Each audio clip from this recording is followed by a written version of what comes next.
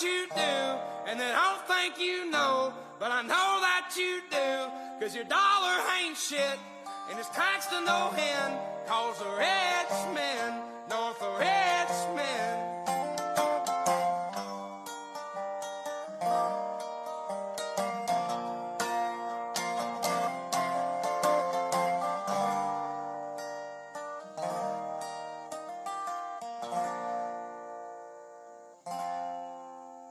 I've been selling my soul, working all day, overtime hours for bullshit pay.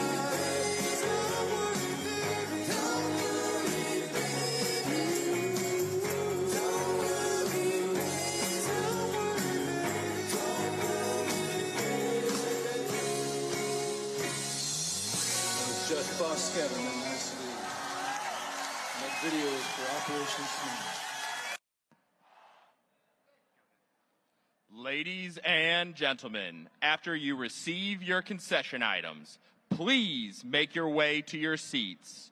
Please clear the concourse. Ladies and gentlemen, please scoot in on your row to fill any empty seats. Please make seating available to others. Thank you.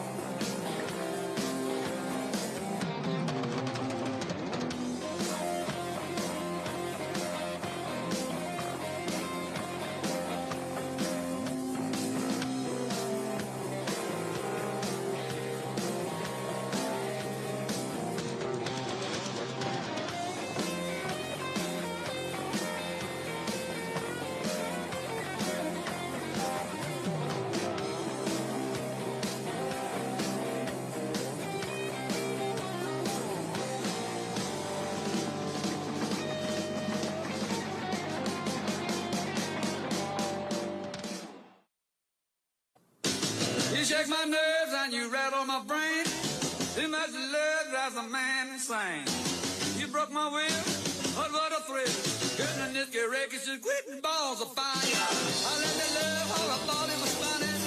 You came along and you moved me, honey. I changed my mind, looks fine. Goodness gracious, just quitting balls of fire.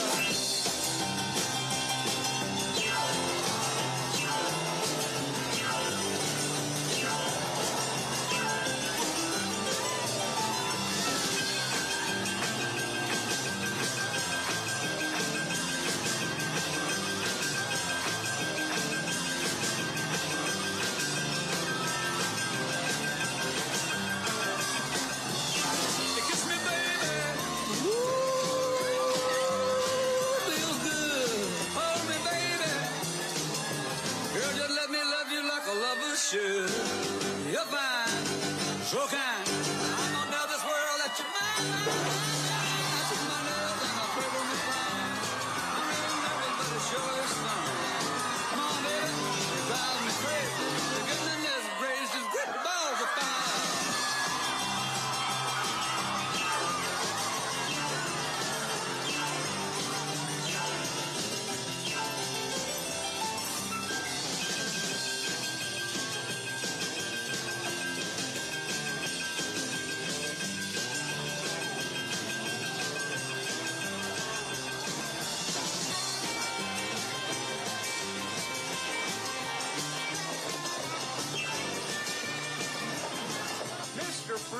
Jerry Lee Lewis can blow Chuck Berry right off of that stage. Why do I have to go on before him? Because he's had 6 #1 hits and you've had only 2 in the top 10. Well, who's got the #1 record right now? You. My point exactly. He should go on before me. Can't. It's in his contract that he closes the show.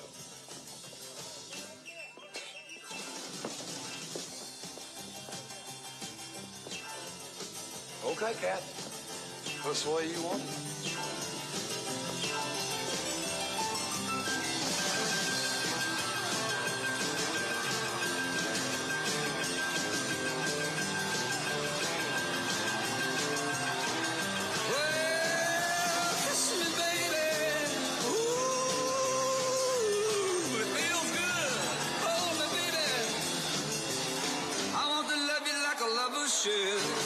You're fine, so kind. I got to tell this world that you're mine, mine, mine, mine. I see my nails and I tremble my thumb. I'm real nervous because it sure is fun. Come on, baby, drive me crazy. Goodness gracious, quit balls of fire.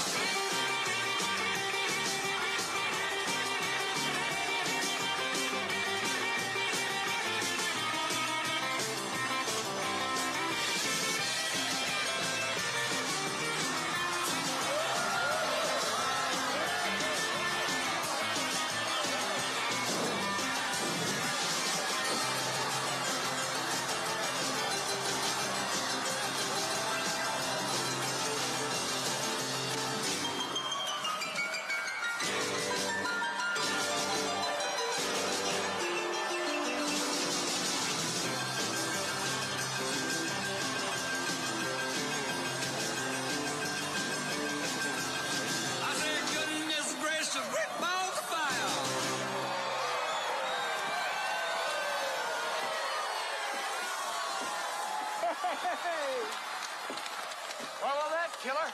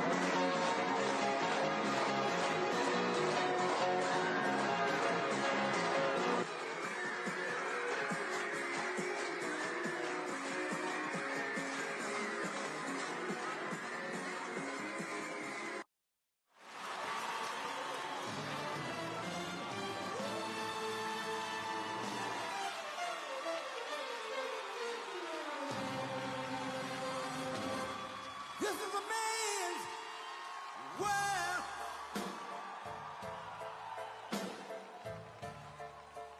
This is a man's world.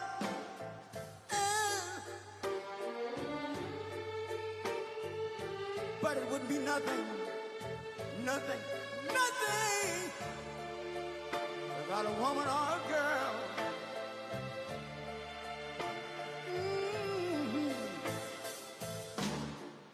You see, man made the car to take us over the road. Man made the train, carry the heavy loads. Man made the electric lights to take us out of the dark. And man made the boat for the water. Like my Bible said, Noah made the ark. This is a man's world. Ow! But it wouldn't be nothing, nothing, nothing about a woman or a girl.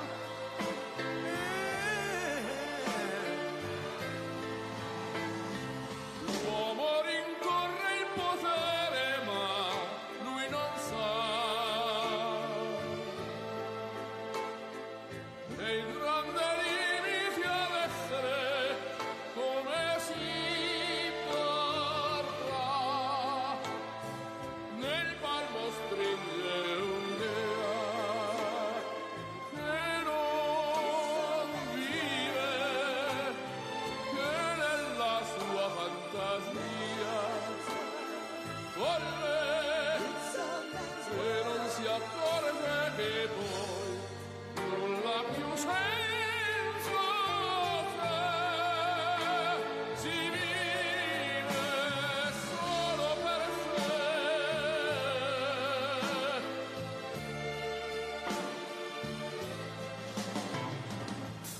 Man thinks about a little bit of baby girls and a baby boy. Man make them happy because man make them toys. But after man made everything he can, man made lira, pesos, dollars, rubles, to buy from every good woman and every man. Ow!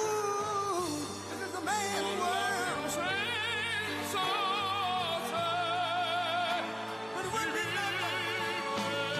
solo per sé, solo per sé. He's lost in the wilderness. He's lost E non si accorge che in poi bitterness. non ha più senso, se si vive solo per sé, solo per sé, solo per sé. This is a man's world.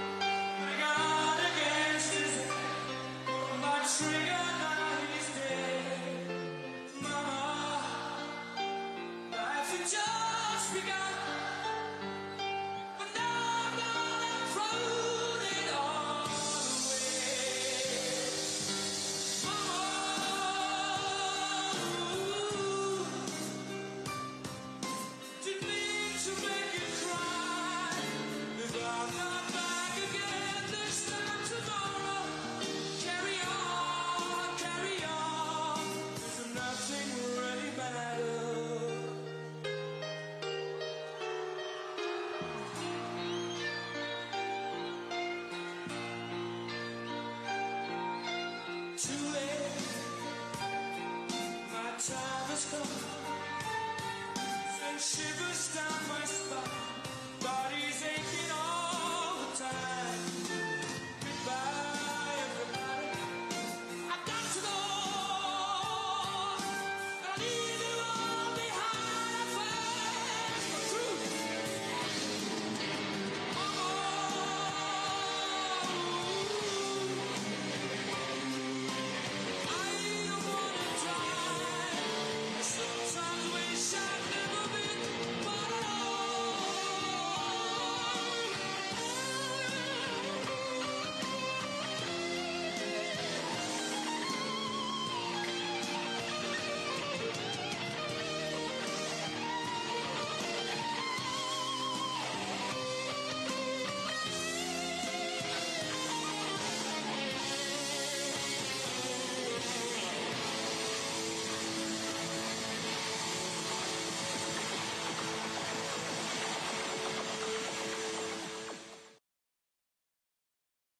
Trump's left the building.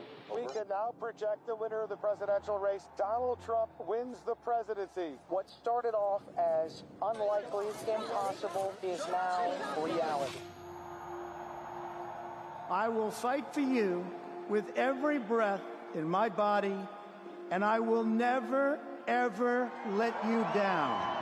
We have a president who actually fulfilled the promises he made during the campaign, securing the border to foreign policy. He now has a record as president that's pretty damn impressive. Breaking news out of Palm Beach, The FBI has executed an unprecedented search warrant at President Donald Trump's Mar-a-Lago estate. The former president has both sides of the political aisle up in arms. This is a dangerous and unstable moment in American history. The Justice Department has just indicted former President Donald Trump. For 7 years, they hated him, they targeted him, they hunted him. This is the epitome of the abuse of the prosecutorial power to preempt political decisions. I never thought anything like this could happen in America. The only crime that I have committed is to fearlessly defend our nation from those who seek to destroy it. The more that a broken system tells you that you're wrong, the more certain you should be that you must keep pushing ahead. They want to take away my freedom because I will never let them take away your freedom. They want to silence me because I will never let them silence you.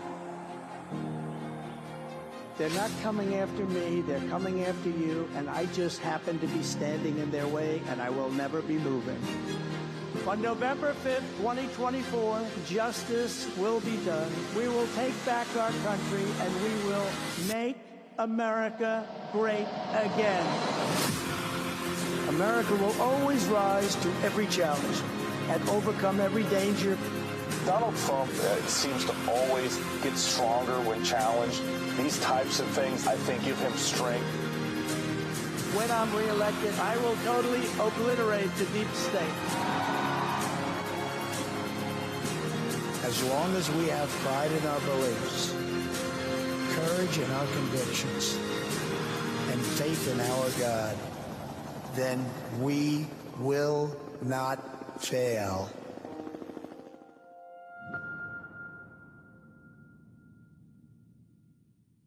I can see what's happening. What? And they don't have a clue. Who? They'll fall in love, and here's the bottom line. Our trio's down to 2. Oh. The sweet caress of twilight. There's magic everywhere. And with all this romantic atmosphere, disasters in the air.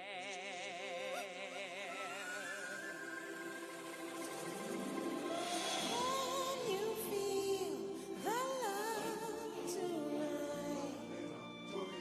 The peace the evening brings. The world for once in perfect harmony with all its living things. So many things to tell her, but how to make her see the truth about my past? Impossible. She'd turn away from me. He's holding back, he's hiding, but what I can't decide. Why won't he be the king I know he is, the king I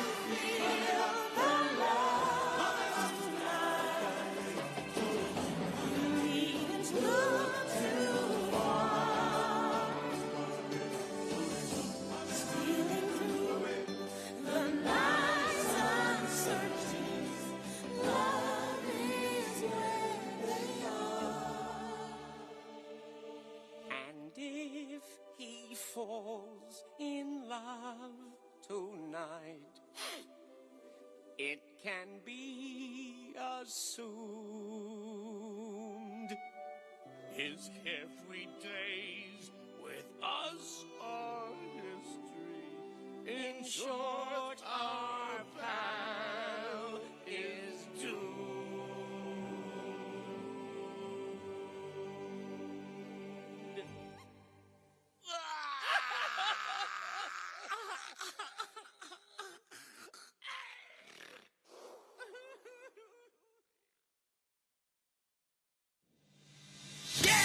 And I've set up and torn down this stage with my own two hands. We've traveled this land, packed tight in minivans. And all this for the fans, girls, money, and fame. I played their game and had to scream my name. I will show no shame. I live and die for this. And if I come off soft, bitch, you on this. Are you scared? Devil without a cause, and I'm back with the beaver hats and Ben Davis slacks. 30-pack of stroll, 30-pack of hoe. No Rogaine in the propane flows. The chosen one, I'm the living proof. With the gift of gab from the city of truth. I jabbed and stabbed and knocked critics back. And I did not stutter when I said that. I'm going platinum, selling rhymes. I went platinum 7 times. And still they're ill and wanna see us ride. I guess because only God knows why.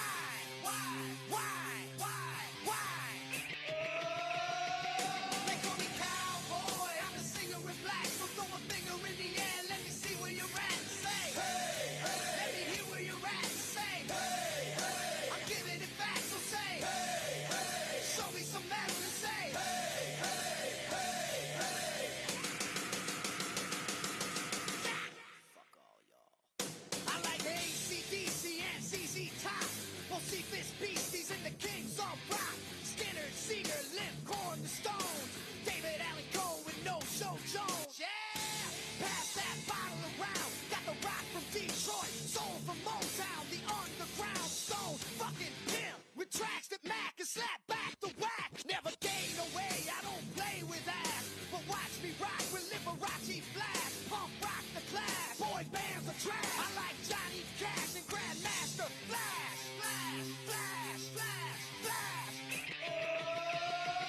They call me cowboy, I'm a singer in black. So throw a finger in the air, let me see where you're at. Say, hey, hey. Let me hear where you're at. Say, hey, hey. I'm giving it back, so say, hey, hey. Show me some metal and say, hey, hey, hey, hey. Yeah, I saw your band jumping around on stage like a bunch of wounded ducks. When you gonna learn, sucker? You just can't fuck with.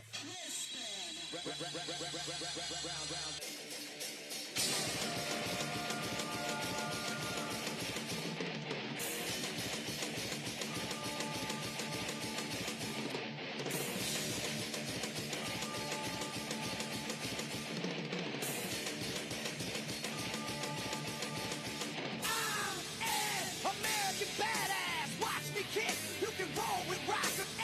American badass, watch me kick. You can roll with rocker. You can suck my dick. I'm a porno flick. I'm like Amazing Grace. I'm gonna fuck some hoes after I rock this place. Super fly, living double wide. Sidecar my glide so Josie can ride. Full sack to share, bringing flash and flare. Got the long hair, swinging middle finger in the air. Snakeskin suit, 65 Chevelle. See me ride and sit.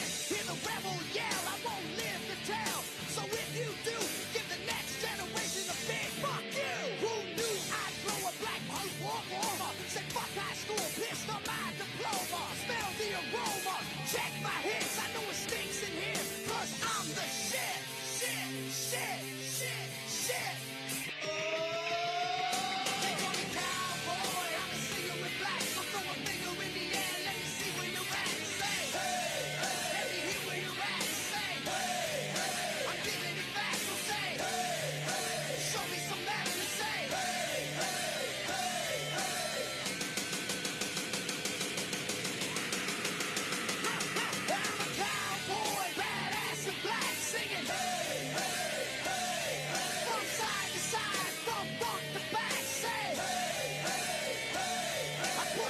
Detroit City back on the map. We're singing. Hey, hey, hey, hey. T-Rock's in the house and that's where I'm at.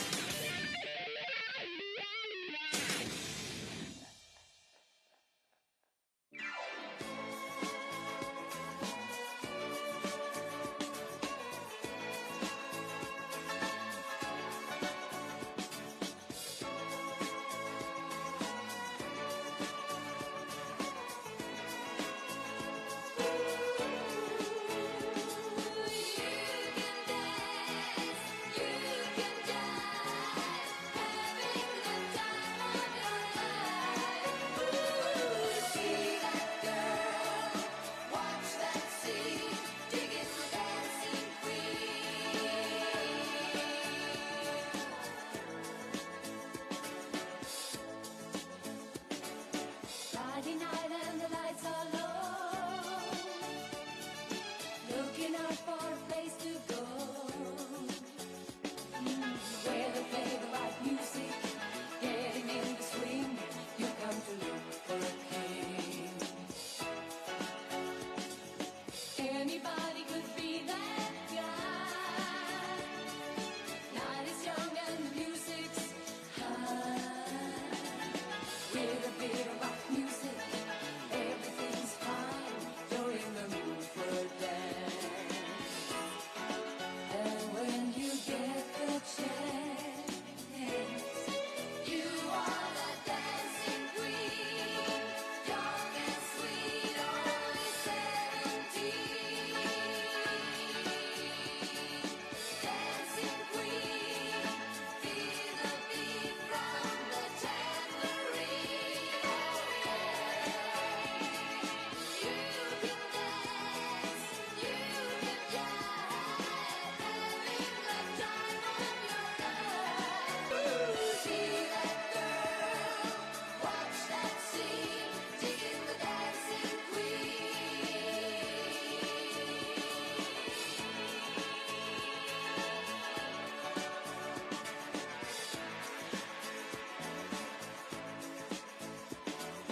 You're a teaser, you turn him on, leave him burning and then you're gone.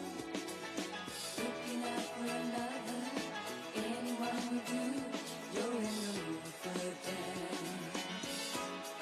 And when you get the chance, you are the dancing queen. Young and sweet, only 17.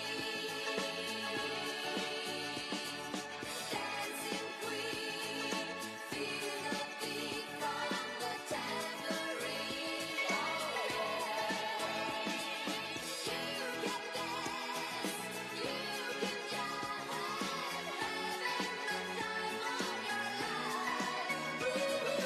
See that girl, watch that scene, digging the dancing queen.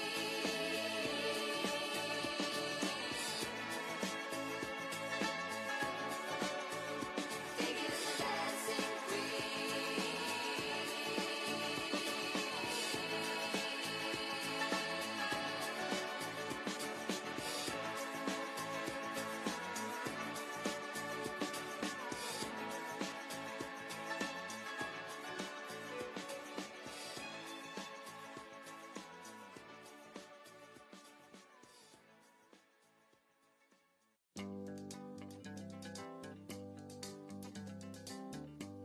We're caught in a trap. I can't walk out because I love you too much, baby. Why can't you see what you're doing to me when you don't believe a word I say?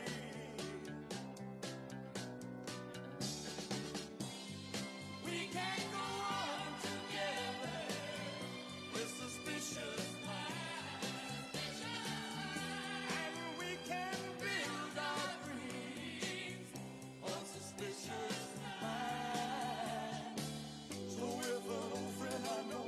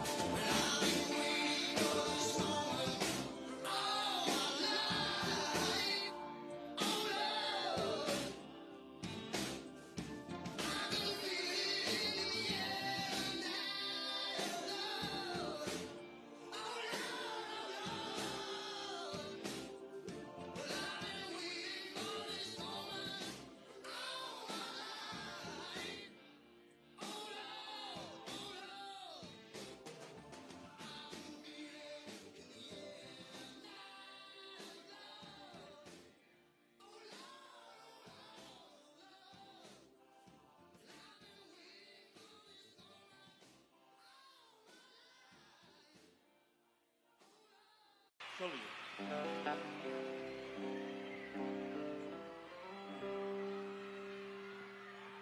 I wish I was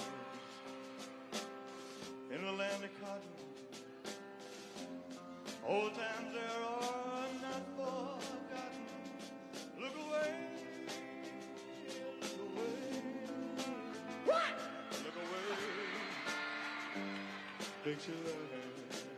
Sing it, fella. You on your own, man.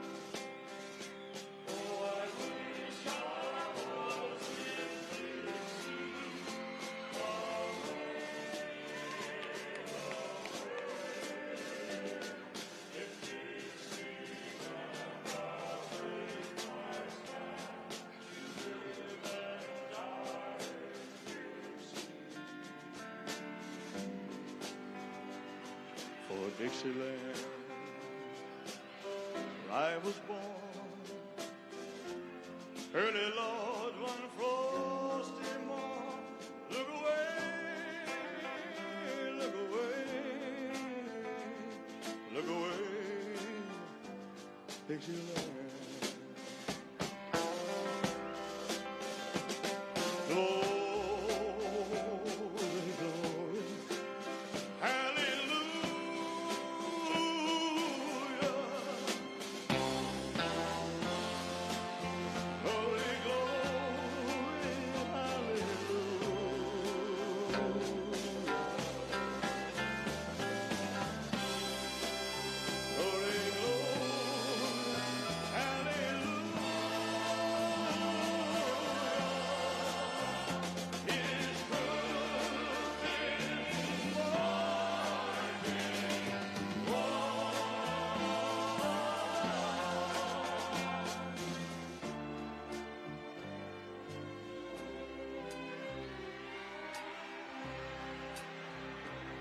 So hush, little baby, don't you cry. You know your daddy bound to die,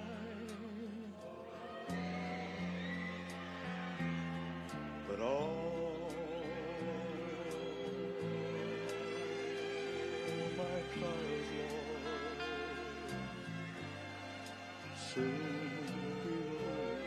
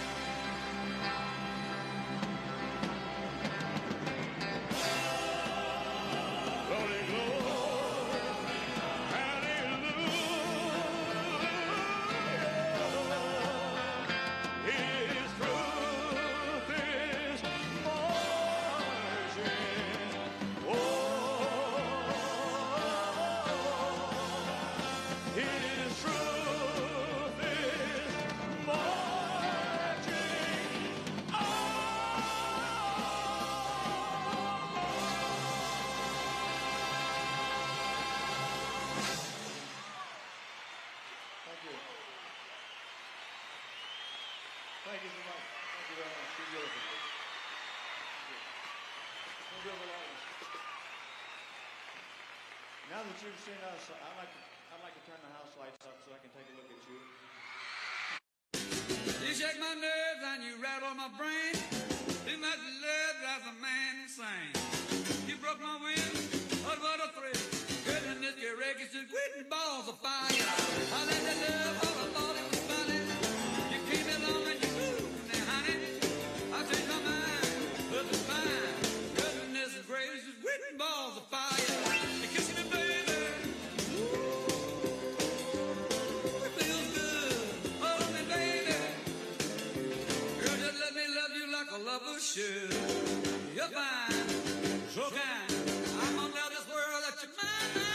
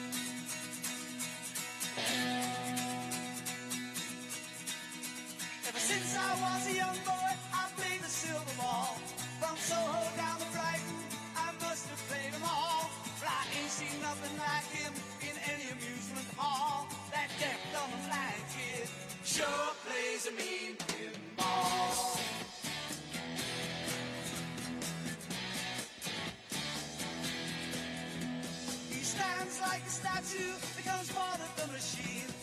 Feeling all the bumpers, always playing clean. Plays by intuition, the digit counters fall. That deaf, dumb, and blind kid sure plays a mean pinball.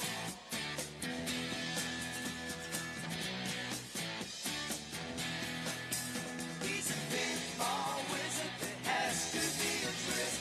A pinball wizard's got such a supple wrist.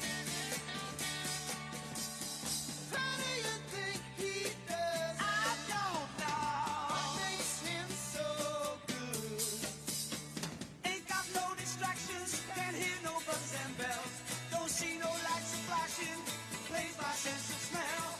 Always gets a replay, never seen him fall. That deaf, dumb, and blind kid sure plays a mean pinball.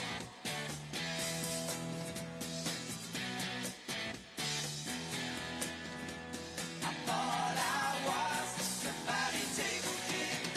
I just handed my pinball crown to the king.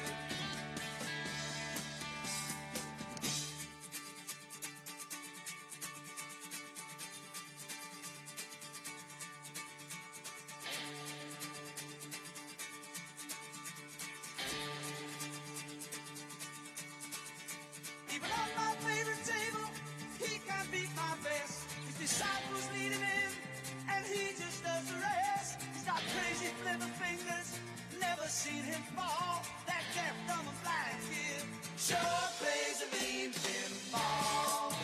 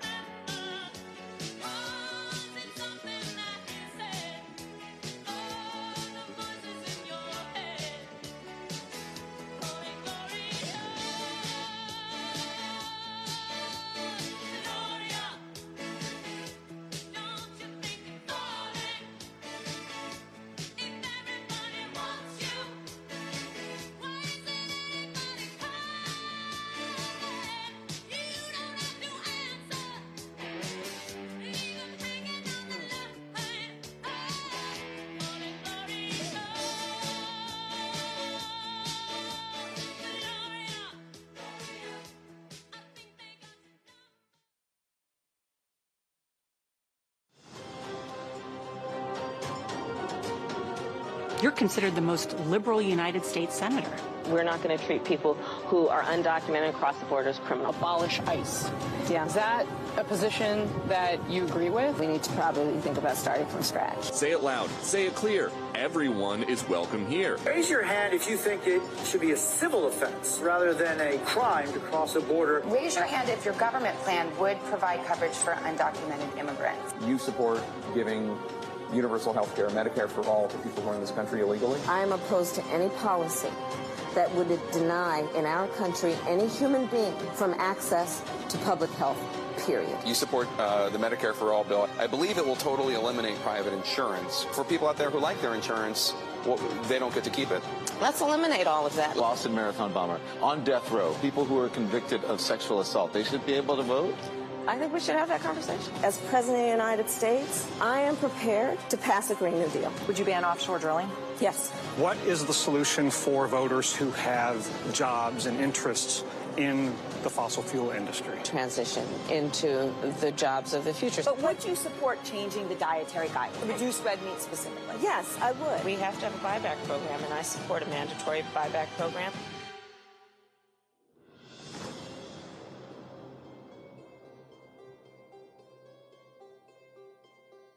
Ladies and gentlemen, please welcome to the stage owner of Richard Childress Racing and former NASCAR driver, Richard Childress.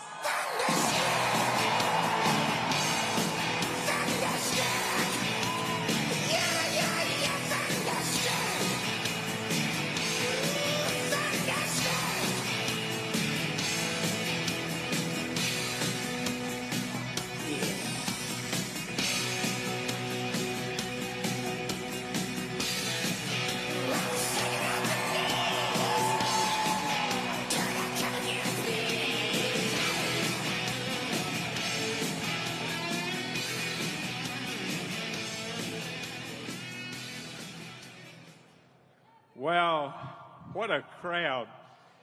Not an empty seat in the house.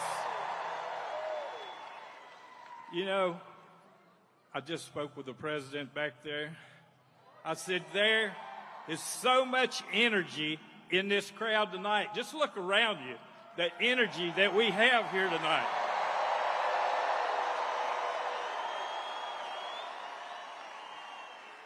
You know, North Carolina, we are a state, and we're going to show President Donald Trump tonight what we think of him. Bring me out strong, baby.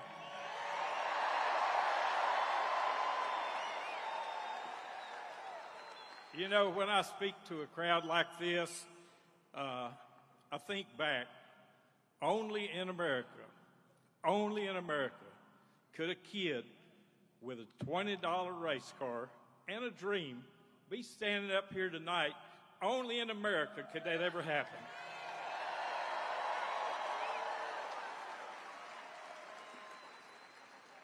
How many NASCAR fans do we have here tonight?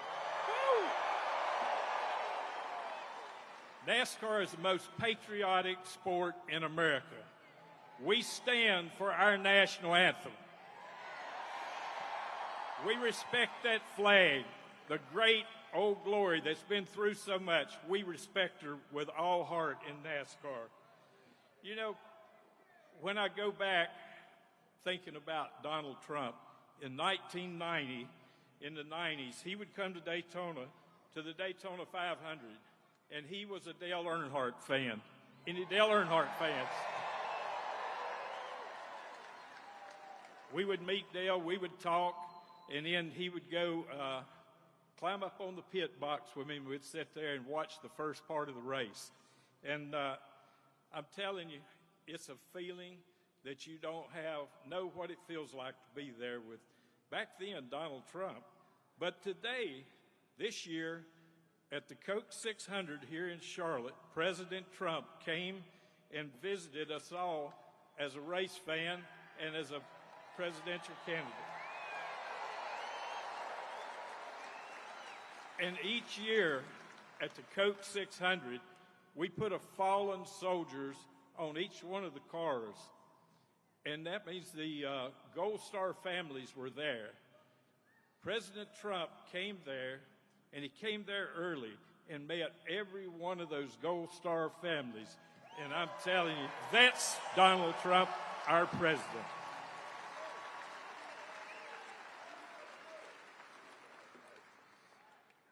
Donald Trump loves our military. You look and see him with our military, you see it in his eyes. Our military is beat down under this administration. He will bring our military back to where it needs to be, and that's what we got to have.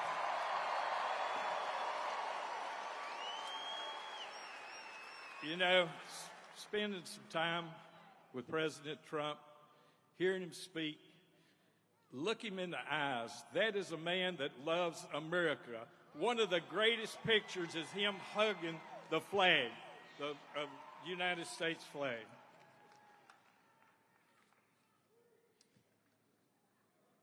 And again, you've heard him say it, and many people say it, he will make America great again, I promise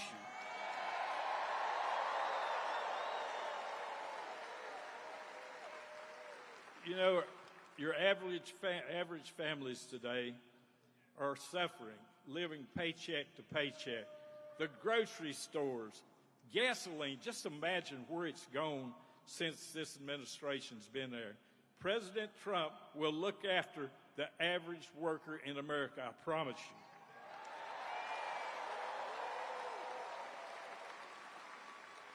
One other thing, y'all didn't come to hear me speak, but I got to tell you these 2 or 3 things. One thing that we all cherish so much is our Second Amendment.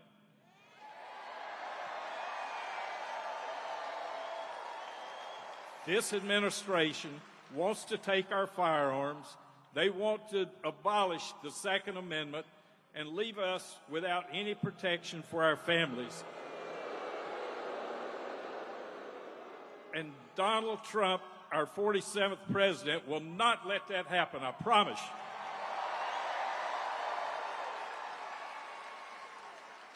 you. You know, remember, only in America is our freedom.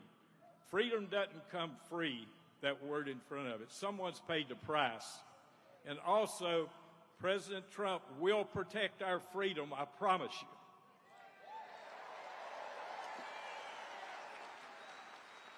At this time, I'd like to introduce my friend, and a friend to every one of you in here tonight. He loves you, all of you. He is one of the bravest, most courageous men I have ever met in my life. And on November the 7th, we all have to get out and vote for my friend, President Donald Trump.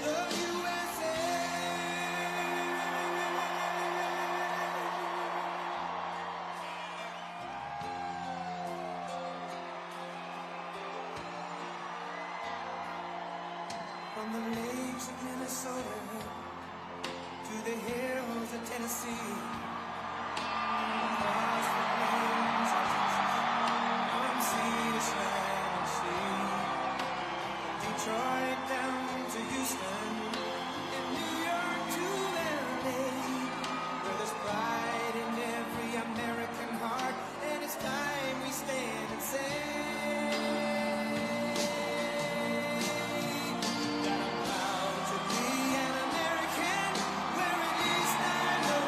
Free.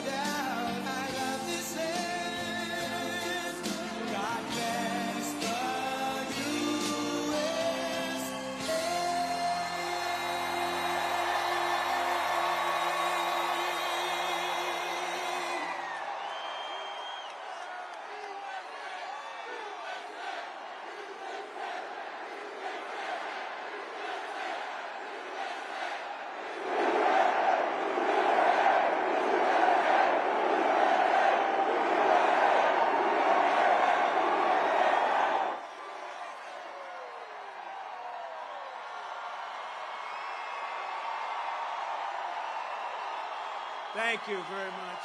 Thank you, Richard. Thank you, Richard's. He's one hell of a man. Thank you, Richard. Great honor to be introduced by you, and thank you to a place called North Carolina.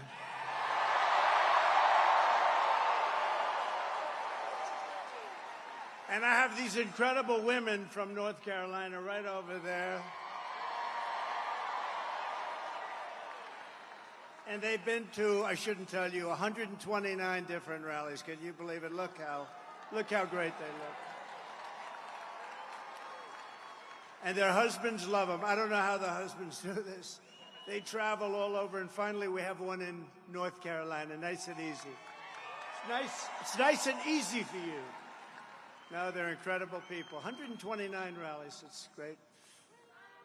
But it's really tremendous to be back in this beautiful state with thousands and thousands of proud, hardworking American patriots, which is what you are.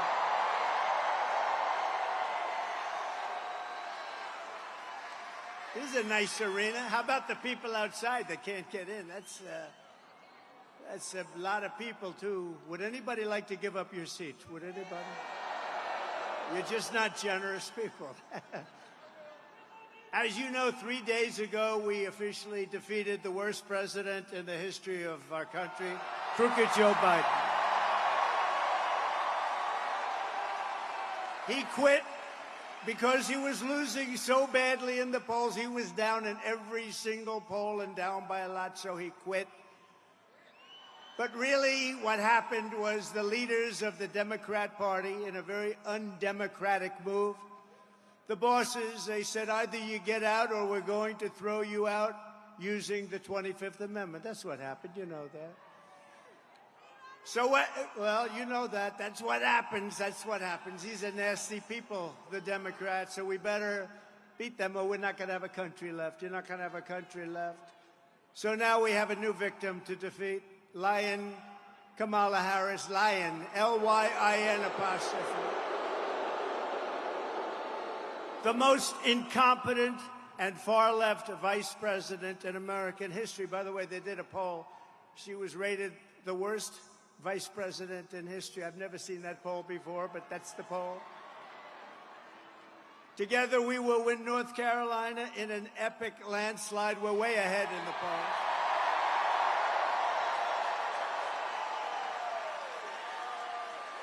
And we will take back that beautiful White House, and we will very simply make America great again.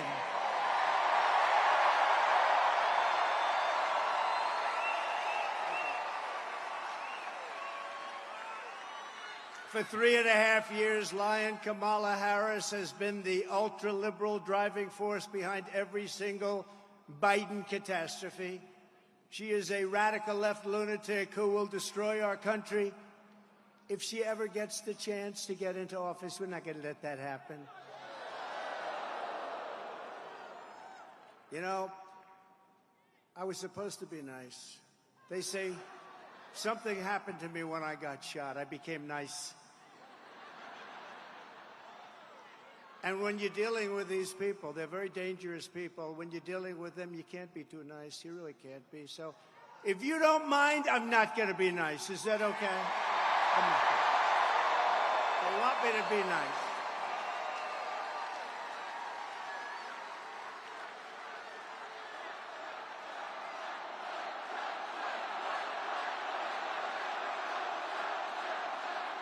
Thank you.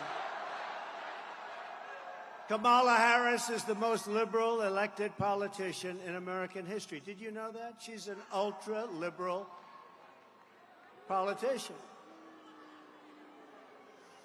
She's absolutely terrible. She's, as you know, more liberal than Bernie Sanders. Can you believe it? She's rated far more liberal than Bernie Sanders. And she's now trying to get rid of her record, but she can't. She's going out and saying things that she doesn't believe in. If she ever got in, she'd destroy this country so fast. So she was the border czar, but she never went to the border, right? She was appointed by this horrible president, this horrible guy. How this guy got to be president in his basement. He stayed in his basement. And we did a lot better the second time than we did the first. How this guy got to be president, what they've done to this country in 3.5 years, and we're going to turn it around. But what they've done to our country is unthinkable. As borders are, Kamala threw open our borders and allowed 20 million illegal aliens to stampede into our country from all over the world. As vice president, she cast the tie-breaking votes that created the worst inflation in a half a century, decimating middle-class families and hurting very badly, as you know, all people in North Carolina. And by the way, Laura says hello. Laura, do we love Laura? How good is Laura? She is terrific. She has done a tremendous job. You know, I'm saying it now because if I forget it later on, they'll say he's cognitively challenged. I don't want to be cognitively, no, but I want to thank her because she's unbelievable. She loves it. I'll introduce Michael in a couple of minutes, but I want to remember to introduce Laura. She's been a fantastic daughter-in-law and wife to Eric.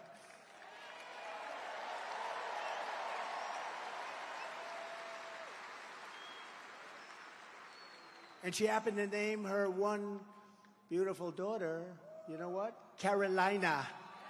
Carolina.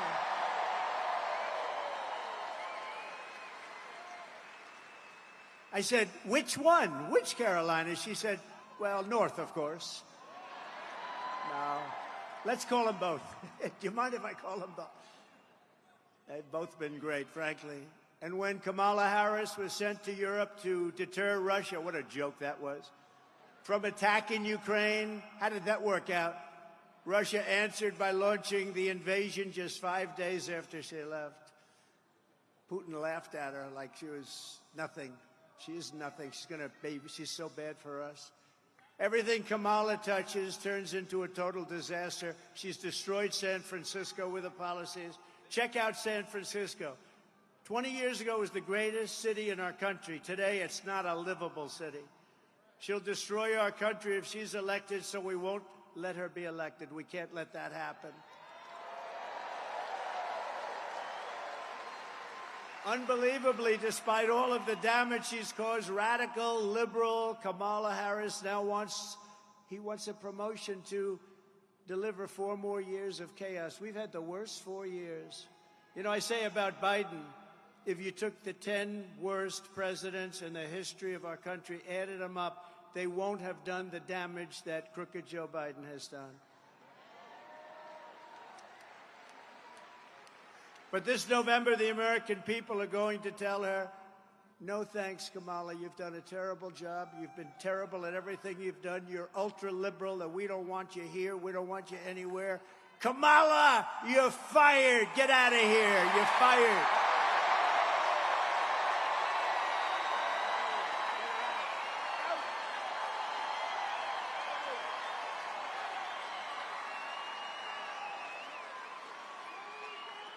And yet the fake news, which a month ago said she was incompetent, said she was a stiff, just a dopey stiff, the worst. Nobody talked to her. She was firing her staff left and right. The staff hates her. Oh, wait till you see the stories that are going to come out about her staff. Oh. If that were me, they'd be all over the place. But the fake news tries to cover her up. But wait till you see, she was the worst with the staff of anybody. But the fake news is talking about lying Kamala as if she's the savior of our country. That she's so brave. I've never seen a turnaround like this. I mean, 3 weeks ago, 4 weeks ago, she was the worst politician in America. Now they say, isn't it amazing? Look at her. She's so beautiful. She's so magnificent. She has a crowd of 1,000 people the other day. And the fake news, and they worked hard to get that crowd. We have crowds of 25, 30, 40, 50, 60, 70,000 people.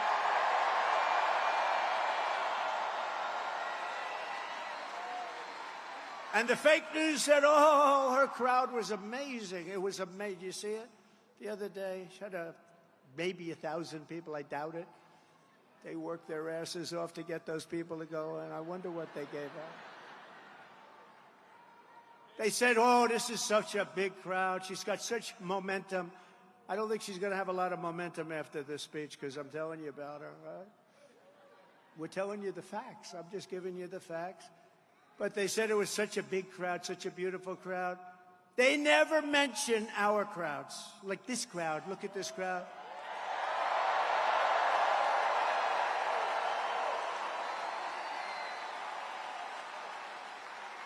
You can multiply her crowds times 20 and 30, and she wouldn't get what we get. 107,000 people recently in New Jersey. We might win New Jersey. We're up in New Jersey. 82,000 in South Carolina. 82,000. And by the way, we would have had a number here that would have been through the roof. But, you know, we are confined. As beautiful as this arena is, I just met the owner. He said it's an all-time record. Because, you know, they have basketball, hockey, but with basketball, hockey, you can't fill up the floors, right? So we set the all-time record, and he's a very nice gentleman, great family. But we set the all-time record. And if this thing were twice as large, it would be filled up with the people outside. 68,000 people in the great state of Alabama, 68,000. And then we did one in the South Bronx, and that can be a rough place. But we did one, and it was like a love fest. This was an amazing thing. We had 25,000 people in the South Bronx. Amazing. And if I ever had a crowd like Kamala, assuming she had 2,000 people, which I don't think she did. But if I ever had a crowd, they'd do headline stories. Trump is over. It's all over. It's not working for him anymore. They never mention the crowd. I tell those, look at all those cameras back there. Look. And I always say, but they never do it, turn the cameras around to show them the crowd, but they never do it. They never do it. They never want to do it.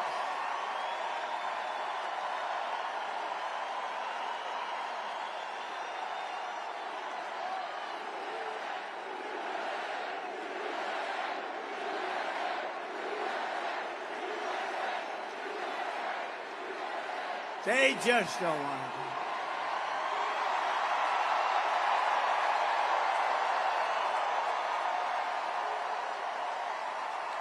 They don't want to do it. I don't know why. Even the semi-friendly camera, they don't turn. You know, I used to think it was a physical thing with the camera. You know, the steel, you can't turn, you can't turn. And in 2015, it started right from the beginning, these big crowds. But now I have to tell you, there's more spirit now. We won in 2016. We did much better in 2020, but it was rigged. It was rigged. But this is bigger than 2020. This is bigger than 2016. And I think the reason is you like me a lot, but you know what you really like? When you look at the incompetent administration that we have with the inflation, with the Afghanistan, with all of the things they've done wrong, everything, the borders are.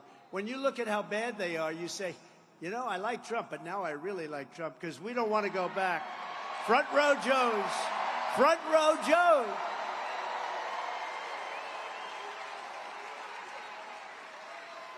You know, front row Joes, they've been to 201. I hate to tell you that, North Carolina. They beat you, 201. And they were to a rough one last week. That was a rough one. I saw them. They were sitting in the front row, and things were happening that weren't too nice, right? Amazing, right? But they were there, and they didn't move. You know, amazing. Nobody moved. When a bullet goes off, it's a freak thing, but a bullet goes off, crowds always run. They call it a stampede. Nobody ran. And we had 55,000 people. Nobody ran. You could see the small group we had behind.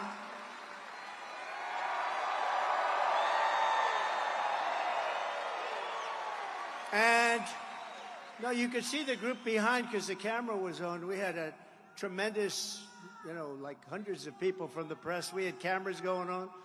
And you could see behind me, they were like this. How about the guy right behind me in the black with the green hat? And he's looking like this. Now, that guy was, I want to meet him. But they had a lot of guys like that back there. But did you see him? They've only played that clip about 5,000 times. They see it every day. It's over and over. But you see how brave. Normally when something like that happens, everybody but Richard will leave. Richard will stay. He's a tough cookie. But no, everybody scrambles. They run. Nobody ran. Same thing with the group out front. The group out front was the big group. Thousands and thousands of people. Nobody left. They just stood there watching because they saw that I was in trouble. Either I was in trouble or something was happening because I had a lot of blood on my hand. I checked out. I said, oh, gee, what's this? But no, they saw that. And when I went down, they saw that, and nobody left. It was like, the whole thing is like a big love fest, let's face it. It's a whole big love fest. It's amazing. We love you, man. We love you. We love you. We love you. That was a horrible thing.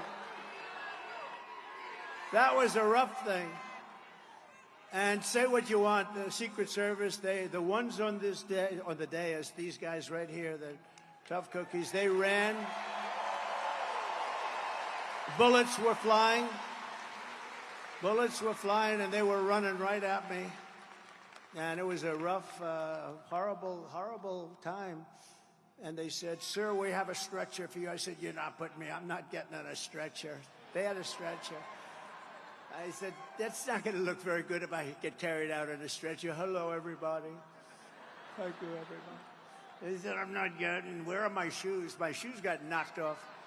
They tackled me so damn hard. But it was a terrible thing in so many ways. And as you know, we lost somebody who was fantastic, Corey, fantastic. His family is fantastic.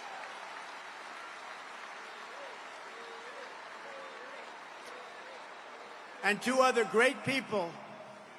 These are great people. I got to know their families a little bit. And, you know, the public has really been generous to them, too. They opened up their hearts to I won't even tell you, the numbers are so incredible. But they opened up their hearts to the three of them. And these two were hurt very badly, but they're both now in pretty good shape. They'll soon be in very good shape. So, But I just looked down here at Front Row Joe's, and it just reminded me of that incident a week and a half ago, right? You were right there watching it. You saw it. And you guys, by the way, weren't moving either. I saw you. You didn't move. You were just, they were standing just like they're standing right now. They were standing. They were, they're great. They're great. And sad, such a distressed, sick world. But, you know, it could be caused when they call you a threat to democracy. You never know what causes it. I'm a threat to, they're a threat to democracy. They're a threat to our country, period. But that was some time we had. That was some rough time. But it was incredible. The people I got to know through that. I got to know some unbelievable and really brave people. But the next time they show that clip, which will be as soon as you get home, they'll show it about 30 times. They show it every day over and over. But watch the people behind. They always stampede. If a bullet goes off or something happens at a soccer stadium or a stadium, and we had more people than most of those stadiums would have, everyone runs. Nobody ran. They stayed, and you have to look. The one guy, he just was so angry. He's looking. I gotta meet him. There's something about brave people that I love, right? People that love our country. He's out there. He's like up there. No, they're great. They're great people. And we had a great convention. We had a convention that broke all television ratings. How good was the Hulkster, right? Oh. And Kid Rock called. He wanted to be a part. He was fantastic. But they were all fantastic. It was the greatest. It was just a flawless convention. It was great. And the television ratings were record-setting ratings. You all read that. They were record-setting ratings, and it was just an honor. The stadium was beautiful. Milwaukee was beautiful. Wisconsin's promised me they're all going to vote for me now because we put $250 million into their economy. So we're going to win the great state of Wisconsin. But Milwaukee was great. They did a great job. The stadium is new. They built it for the basketball team, which is excellent. You know the Greek, right? The Greek. He's a good player, but they built it for the team, and it was like new, and it was one of the most. I think it was the greatest. I really believe it. It couldn't have been better. It was the greatest convention that anyone's seen thus far, Republican or Democrat.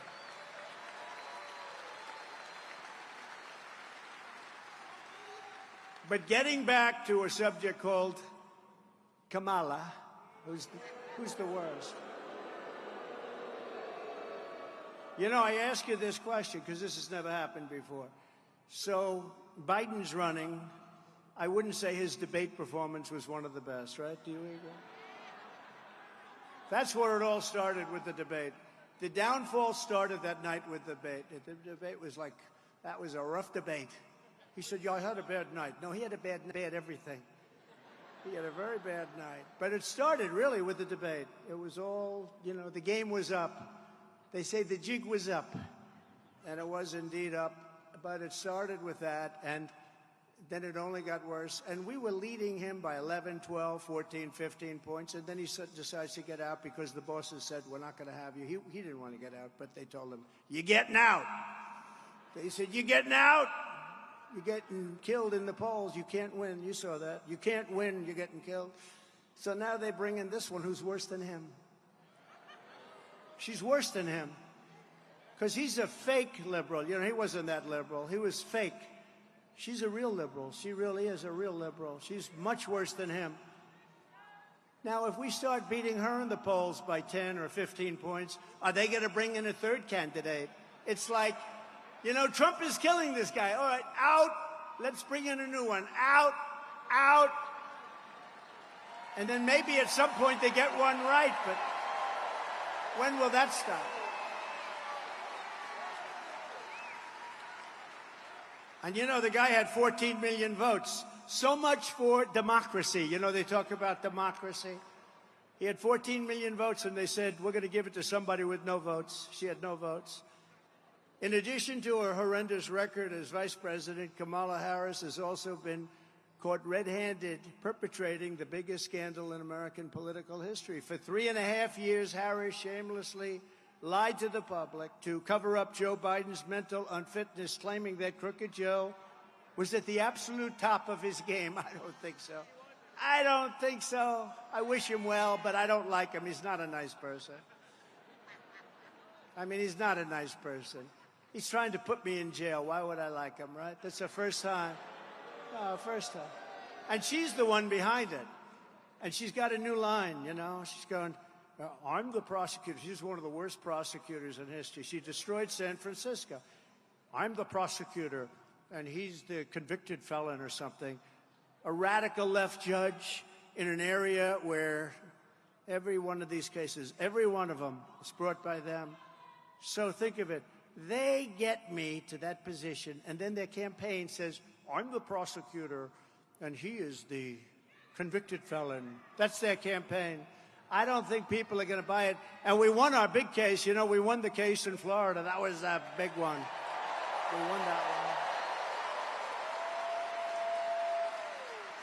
one. And I got out by beating their Justice Department, and he got out of the same case, except his was far different because he had 50 years of documents, right? He got out by being incompetent. The prosecutor said he had no memory. He basically said he's incompetent, so he shouldn't stand trial. Can you imagine? He can be president, but he can't stand trial. What's that about? But it was all headed up by her because she's a prosecutor, a really bad one. If Kamala will lie to you so brazenly about Joe Biden's mental incapacity, then she will lie to you about anything. She can never, ever be trusted. She can't be trusted. And just like crooked Joe Biden, Kamala Harris is unfit to lead. She's unfit to lead. She'll destroy our country. In a year, this country will be destroyed. A vote for Kamala is a vote for 4 more years of dishonesty, incompetence, weakness, and failure. Other than that, she's doing an excellent job. A vote for Trump Vance. How do you like? How do you like? J.D. Vance. How do you like him? A vote for Trump Vance administration is a vote to restore leadership, competence, common sense, and strength back to the Oval Office like we had it just 3.5 years ago. If Kamala Harris gets in, she would be the most radical far-left extremist ever to occupy the White House ×10. There's never been a lunatic like this in the White House, and we've had some bad ones. But the worst one is Joe, actually. As a senator, Harris was ranked the #1 most left-wing Democrat in the Senate. Think of that. She's ranked the #1. That's not what this country wants. She makes Bernie look like a moderate. You know, he looks like Bernie Sanders. He's actually quite moderate by comparison. Here's just some of her crazy liberal record. Kamala Harris co-sponsored Bernie Sanders' $32 trillion plan for a socialist takeover of the entire U.S. health system, which will be a disaster and will bankrupt Medicare and Social Security. They're gone. And remember, Social Security is going to be gone anywhere if we're not elected, because they're putting all of these millions of people that are pouring into our country, they're putting them into Social Security, Medicare, schools, hospitals.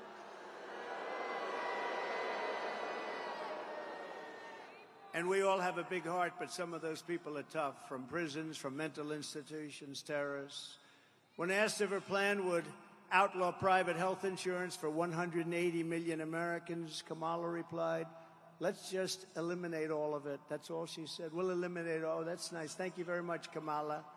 She endorsed free taxpayer-funded government health care for all illegal aliens, everybody that walks into our country that's illegal. This is why they come. When these stupid people, they're stupid, low IQ people, when they say, we're going to give you health care, we're going to give you everything, they come. You're not going to say, we're going to give you all of these things. They're going to come, even if they're fine in their country. And people are being killed in the caravans, especially women. They're dying on the way up. It's horrible. It's horrible. You have to see the real numbers. She co-sponsored the $100 trillion Green New scam with the goal of completely abolishing the oil, coal, and natural gas industries, which would reduce the United States to a third world country. No more oil, no more gasoline. Good luck with your electric car that goes for about 45 minutes before you have to get it. Do you know someplace like in the Midwest, did you see? They built 8 chargers. You know, that's sort of like the equivalent of a gas pump. They built 8 chargers for $9 billion, and 2 of them don't work. That's a big problem. And if we were going to charge up the entire country for the electric car, if we were going to charge up, it would cost $5 trillion.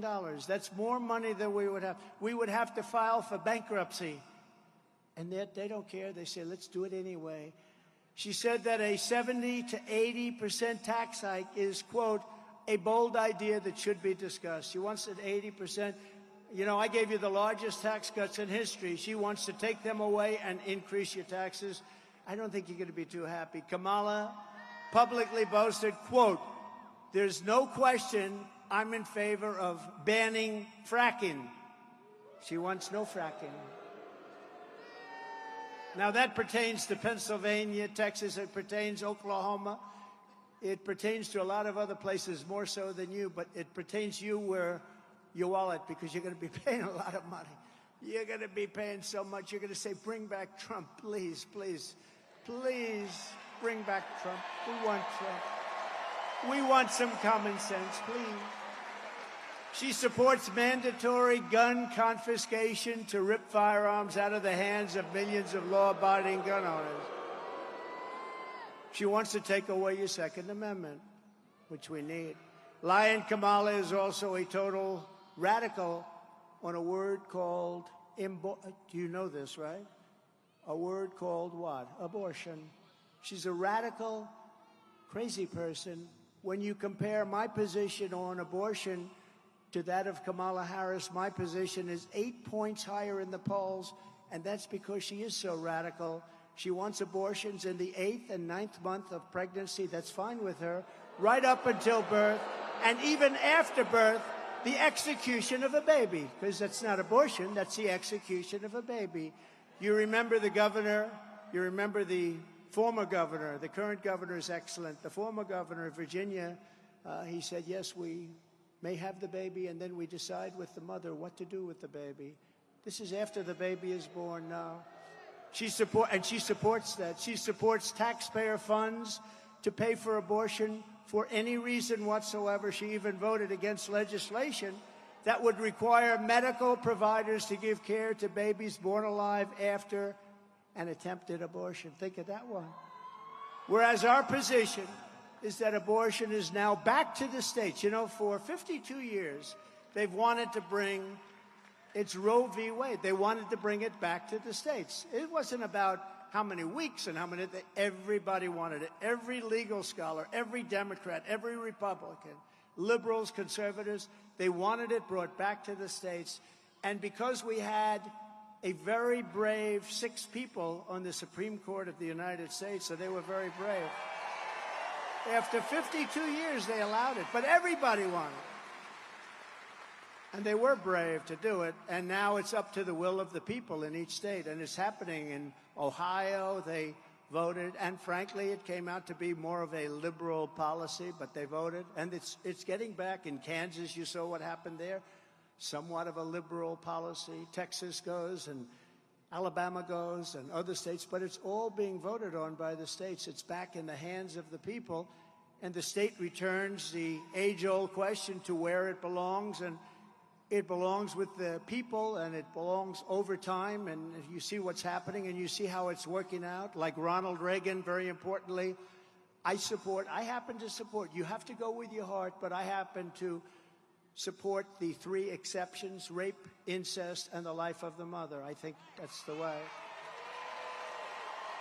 But follow your heart. But you also have to remember, you have to get elected. You have to remember, because we have elections, and elections are about a lot of other things, too, that are very important. But you have to get elected. But Ronald Reagan was for that. I was for that, the 3 exceptions. And as Vice President, Kamala Harris cast the tie-breaking vote to cut, as you know, Medicare by $273 billion. She cast a vote to cut Medicare. Nobody knows that. She doesn't want people to know that. Now what she's doing is she's running away from Israel. She refuses to go to Bibi Netanyahu is in Washington. She refuses to do that. Even if you're against Israel or you're against the Jewish people, show up and listen to the concept. But she's totally against the Jewish people. And it amazes me how Jewish people will vote for the Democrats when they're being treated so disrespectfully and badly. It amazes me. It's shocking. I don't get it. I don't get it. Kamala even wants to pass laws to outlaw red meat to stop climate change, and she is... You know what that means? That means no more cows. You know, this is serious. No, this means no more cows. I guess eventually she's going to mean no more people, right? No more people. So if you want socialist health care, nation-wrecking inflation, the death of American energy, and a lying radical left liberal San Francisco extremist as your commander-in-chief, then Kamala Harris is your candidate. She's the one for you. Just like she destroyed San Francisco, she will destroy our entire country. And let me tell you, it's in pretty bad shape right now anyway. What they've done in 3.5 years, especially, I mean, think of Afghanistan, the most embarrassing moment, day in the history of our country. We got out of weakness. We were going to get out, but we were going to get out of strength and dignity. We were going to get out. They left, you know, $85 billion worth of brand new equipment, brand new, beautiful military equipment. I rebuilt the military. They got equipment that I bought, and they left it in Afghanistan. And you know that Afghanistan now, the Taliban, Afghanistan is the second or third largest seller of military equipment in the world. They're taking this gorgeous stuff and they're selling it, and they're making a fortune because they don't need 700,000 rifles and guns. They don't need 77,000 trucks and cars. Many of them are built with all steel bottoms. They're all guarded up for the horrible bombs that they had to endure. They're all very expensive. These are very expensive things, and they're selling them now because they just need a tiny fraction of what they were left. We were going to take it all out. We were going to keep Bagram, the big air base. We had 13 soldiers killed. We had 47 soldiers horribly, horribly hurt. No legs, no arms. Nobody ever talks about them. They talk about the 13 dead. They never talk about the 47 that have been so horribly hurt. I mean, just, it's so bad. It's so horrible to see. But 47 is an important number. Maybe there's something to it. You know, 47, that's an important number.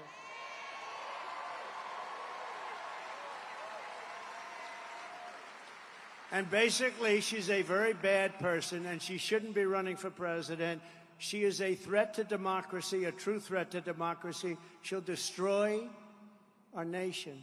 But if you want no inflation, low gas prices, how about $1.87? And we had it actually lower than that.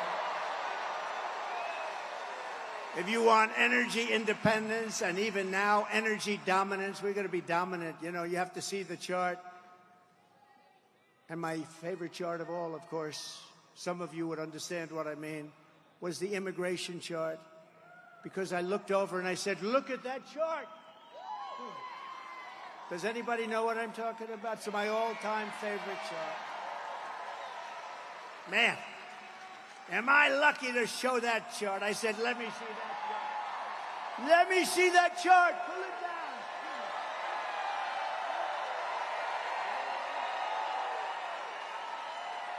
That was it, good. That's my all-time favorite chart.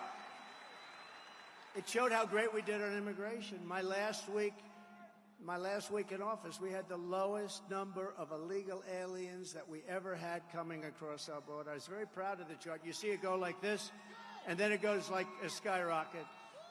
But forget that. I like it for other reasons, too. I will sleep with that chart for the rest of my life.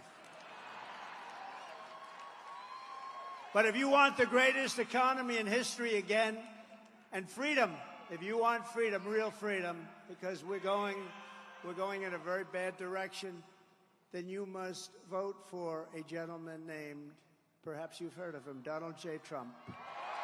Perhaps you've heard of him.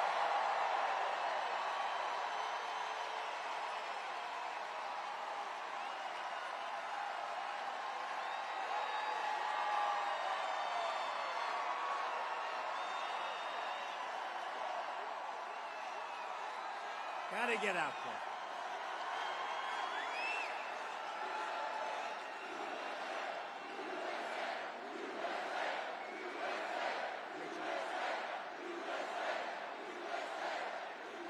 Kamala Harris's California socialism would kill the American dream forever. You know, you don't hear about the American dream anymore.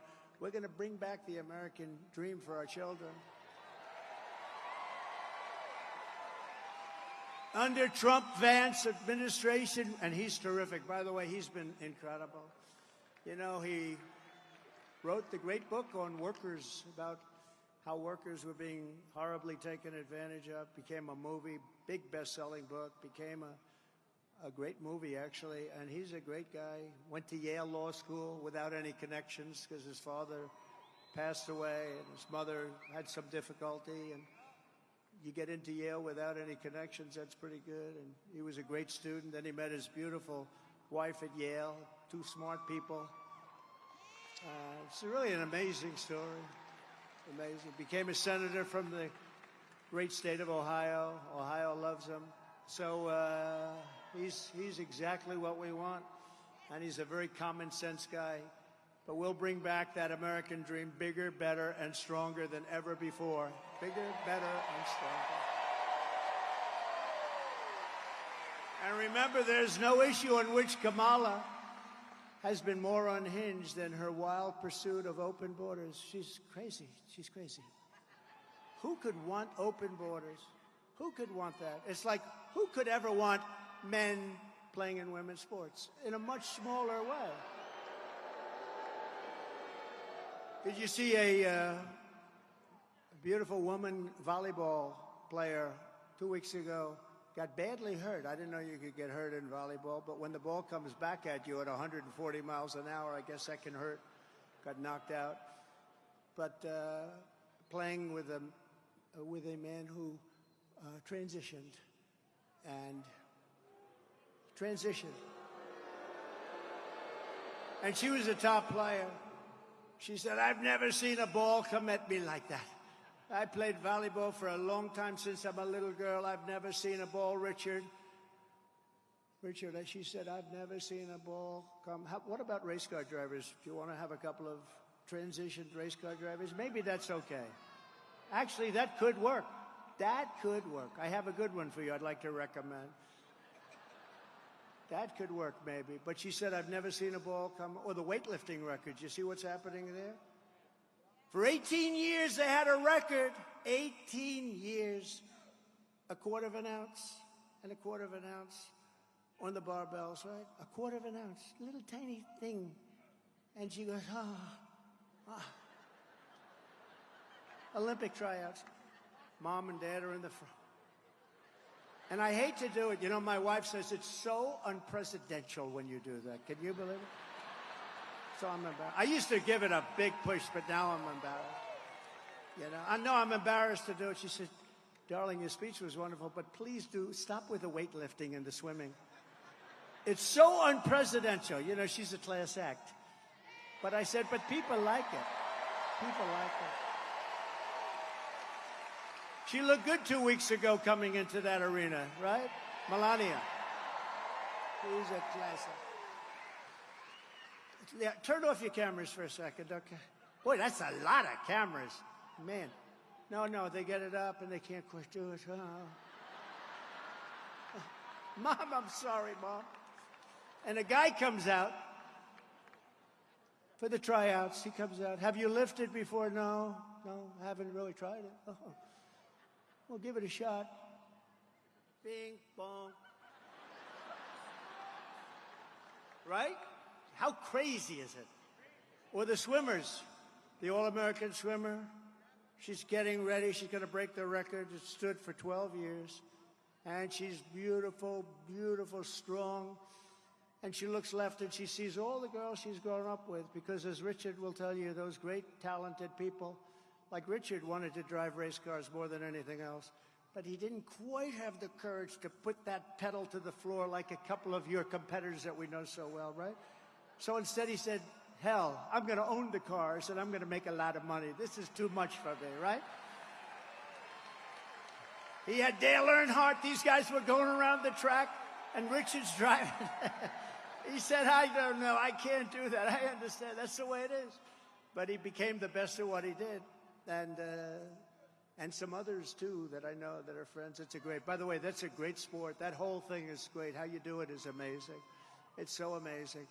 We should send you into, I've always said, get some of these guys. I have a lot of friends in that world.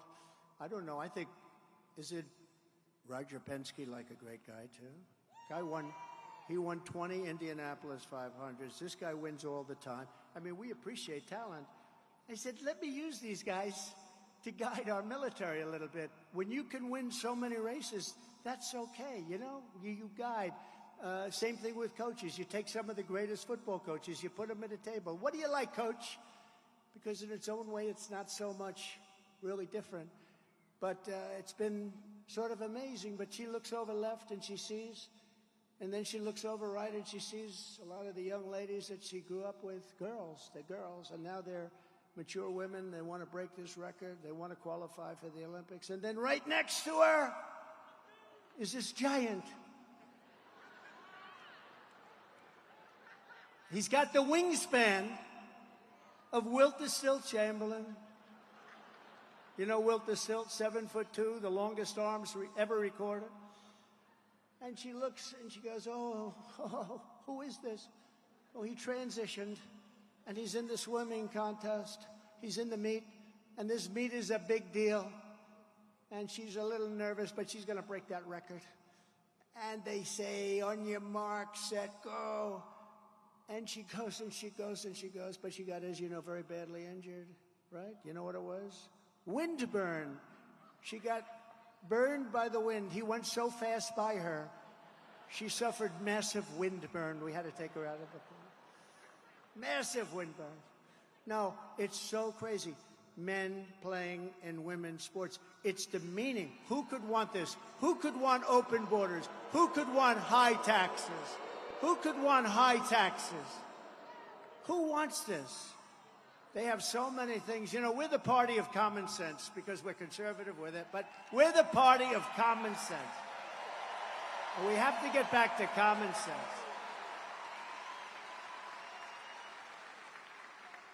Lion Kamala supported abolishing ICE. She compared ICE agents to members of the KKK. Can you believe it? It's so disrespectful. And these guys, these people are great. I've seen them, and I've seen tapes of them, and they go into a pack of MS-13 killers out on Long Island, and they walk into that pack, and all you see is fists are flying left and right. 2 minutes later, they walk out, and they've got them by the legs, and they throw them into a paddy wagon, and we take them the hell out of our country. And she wants to get rid of them. Kamala voted in favor of deadly sanctuary cities. She supports decriminalizing illegal border crossings, and she supports mass amnesty for all illegals. Think of that. Everybody coming in right now. And many of these people are coming out of the prisons and the mental institutions. They're going to get amnesty. She wants everybody to have amnesty. Then Joe Biden made her the border czar, and that's when it really got bad. She launched a colossal illegal alien invasion of a country. She said, come on in, remember? Then she said, remember when? Then she copied him. Don't. Everyone say, don't what? Don't. Remember, don't? Don't. Don't. On my very first day back in the White House, I will terminate every single open border policy of the Biden-Harris administration. And we will seal the border and we will stop Kamala Harris invasion without delay. It'll happen immediately. Right?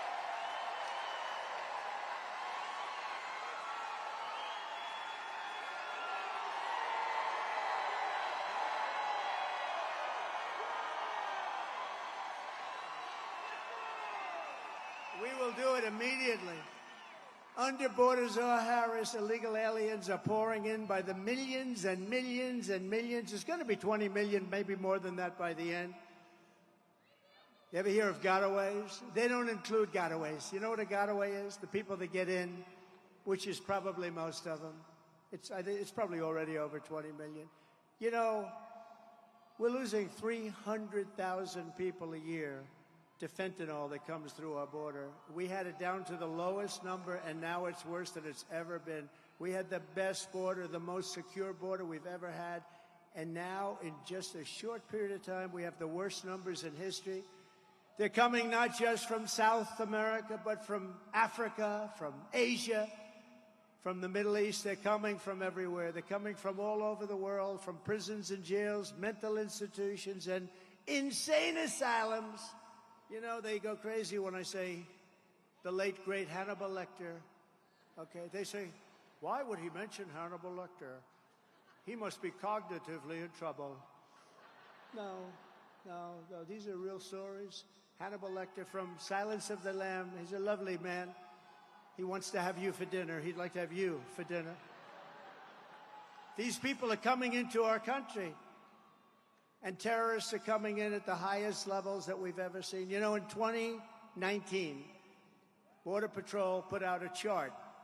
And I don't believe this chart, but I like it. I use it all the time. It said during 2019, we had 0 terrorists. It's impossible, I think. But they said it. I'll take it. Where is Brandon? Brandon, is that right? 2019, the great Brandon Judd. 2019 from Border Patrol. 2019. They had 0 terrorists coming in. Now, I think it has to be, I'm sure some got in a little bit, but not very many. But they had it down at 0, so I use that all the time.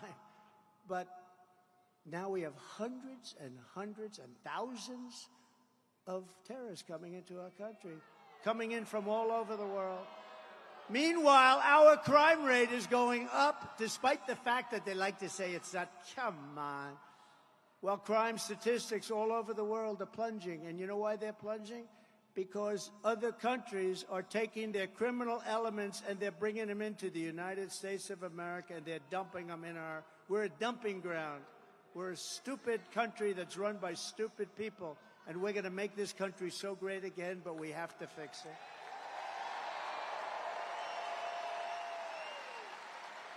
In Venezuela, which was ridden with crime, crime is down 72% because they're sending all of their criminals to the United States of America.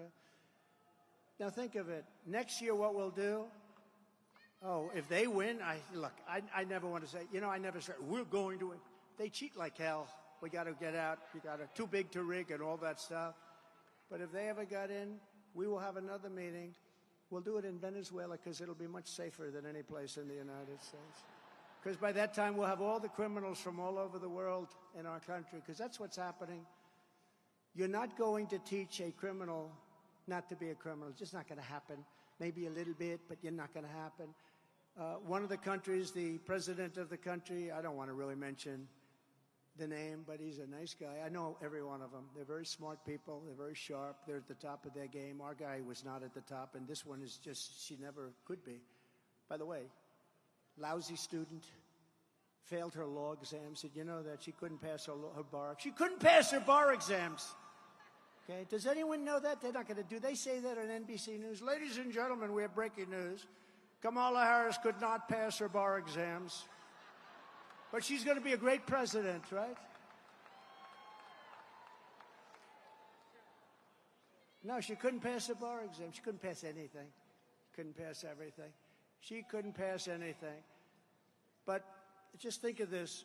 These countries, and if I were the head of one of the countries, I would be worse than any of them. I mean, some of them actually have half of their prison population still. I wouldn't have any. Richard wouldn't have any. You and I would, our country would be the safest country. Every criminal would be in the United States of America. I can tell Richard Childress. Every criminal would already be here. Every jail would be empty. Every mental institution, insane asylum would be empty. They'd all be in the United States. And that's what, in a short period of time, that's what's going to happen. We're going to have all of their criminals. The only thing good about them is they make our criminals look like very nice people by comparison. These are serious criminals. These are rough killers. But under Border Czar Harris, can you believe it? Our communities are being ravaged by migrant crime. I call it migrant crime. I used to call it Biden migrant crime, but now I'll probably change it to Harris or Kamala.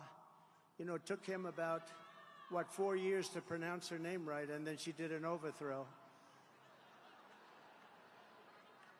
That was a very undemocratic move, wasn't it? Earlier this year, a 15-year-old girl in Massachusetts was raped by a migrant who Biden and Harris flew into the United States against all orders.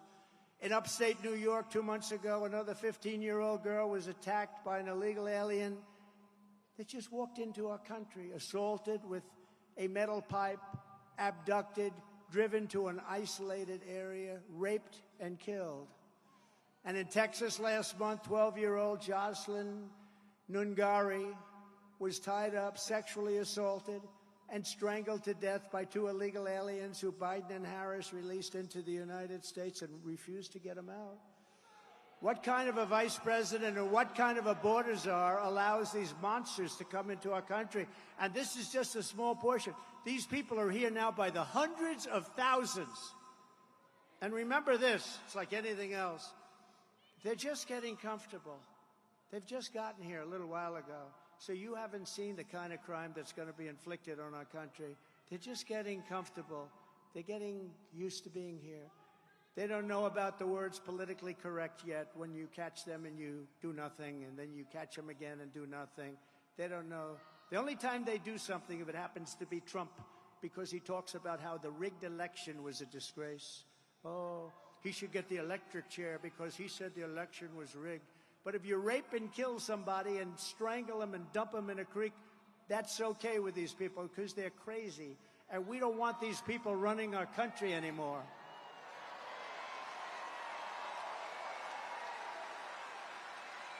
What kind of person allows innocent American girls to be raped and murdered while keeping our border wide open? Never change it. Never change it. You know, they passed for the election about 2 weeks ago. They passed something that's meaningless. It's absolutely meaningless. But you know that, Brandon. They said they passed some nonsense so that they could have a news. We're having a news conference. It actually made it worse. It actually, look at me saying it did. It made it worse. It's horrible. Kamala's deadly destruction of America's borders is completely and totally disqualifying. She shouldn't even be allowed to run for president, what she's done. She's committing crimes. No person who deliberately lets these kind of savage criminals into America should ever be trusted with power again, should ever be trusted to be the president of our country. If Baltazar Harris stays in charge, every week will bring a never-ending stream of illegal alien rapists, bloodthirsty killers, and child predators to go after our sons and our daughters. That's what's going to happen. Everybody knows that. You're not going to talk these people into being wonderful citizens. If I'm elected, we will immediately deputize local police who are dying to do the job, by the way, but their power has been taken away. And we'll form a massive dragnet to scour the nation for the monsters who are murdering and raping children all over the world. Many of them have come here because they're looking for them in their own countries for rape, for murder, for all sorts of things. And we will ship them back to the country from which they came. We're going to get them out of here. You know, when I first came here, I don't tell this much, but you couldn't get them back. I said, well, we're going to get them out. MS-13 in particular, the most savage, vicious gang. They killed two 16-year-old girls walking to school. They killed them with a knife. They sliced up their body. They didn't want to use a gun because that's too quick. They didn't want to use a gun. They sliced them up. They sliced them up into pieces. They killed them. And Nancy Pelosi said they should stand trial, you know, nice fair trial. No, these are monsters. But when I first came here, I said, we're going to get these people out, MS-13, and the general came up to, sir, President Obama at the time. President Obama has been trying for 4 years. President Bush has been trying. They've all been trying. The countries won't accept them. They don't want their MS-13 back.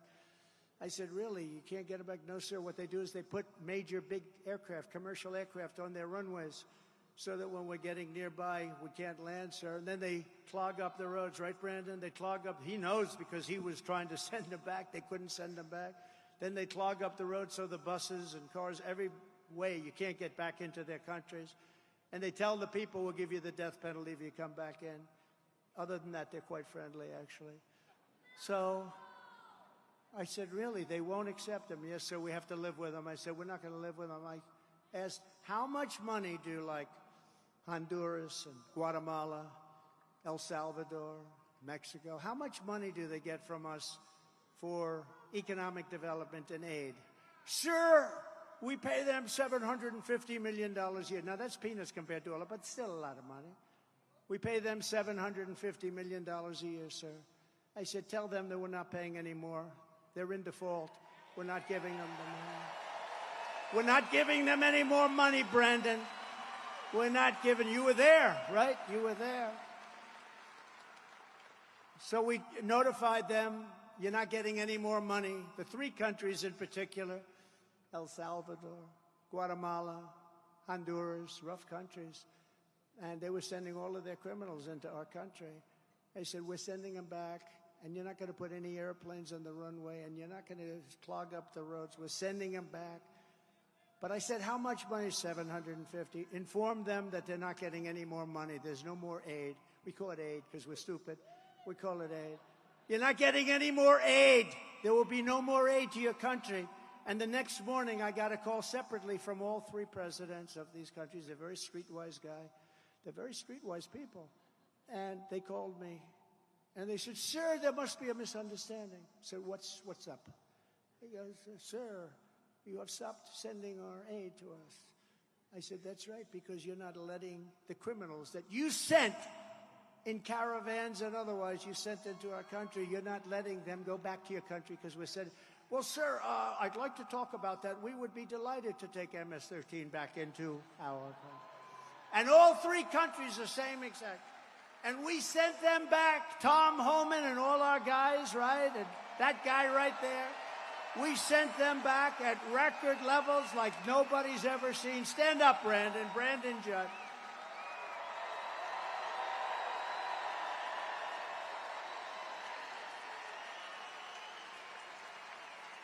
Right, Brandon? We sent them back.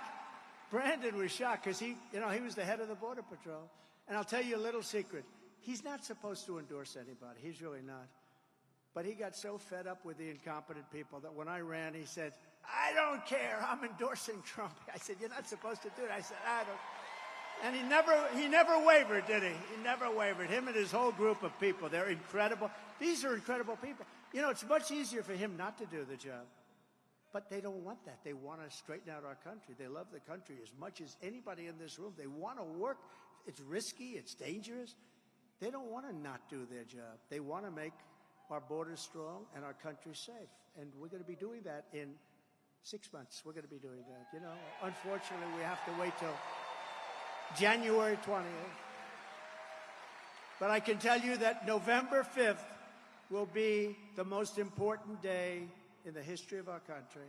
We're going to take our country back from these lunatics. During her entire time as border czar, Kamala has not had a single conversation with the chief of Border Patrol or the unions or anybody. Did they ever call you? Did they ever call Brandon Judd, please? Get him on the phone. Brandon, how are we doing on the border? I used to call. He goes, horrible. How are we doing on the border, Brandon? He just goes, horrible. But I'd call you all the time, right? I'd say, how the hell are we doing, Brandon? And we were doing great. That's why the chart, right? But we were doing great. But they talked to the 4 top people on the border. Have you ever spoken to Biden? Biden doesn't know he's alive. You know, the head of the FBI was, you know that, right? He was in front of Congress today. And one of the great congressmen asked him a question. Have you ever noticed in all your meetings with Biden that he's cognitively a degenerate? And he said, no, I never noticed that. I never noticed that. No, really, there was nothing to talk about. I never noticed that. Now, anybody that says that, you know they're not telling the truth. It's a very serious thing. It's a very serious thing. No, I didn't notice. I didn't notice. No, I didn't notice. I didn't notice he couldn't stand up. I didn't notice he can't walk. And I didn't notice he can't think and he couldn't talk. Other than that, he's doing quite well, however. Thank you. No, he didn't notice. That's a very bad thing. Very bad thing. Very sick thing. We're pleased to be joined today by former president of the National Border Patrol, and that's the man I've just been talking about. He's been so incredible. The Patrol Council, the head guy and the boss, Brandon Judd. Thank you, Brandon. Thank you.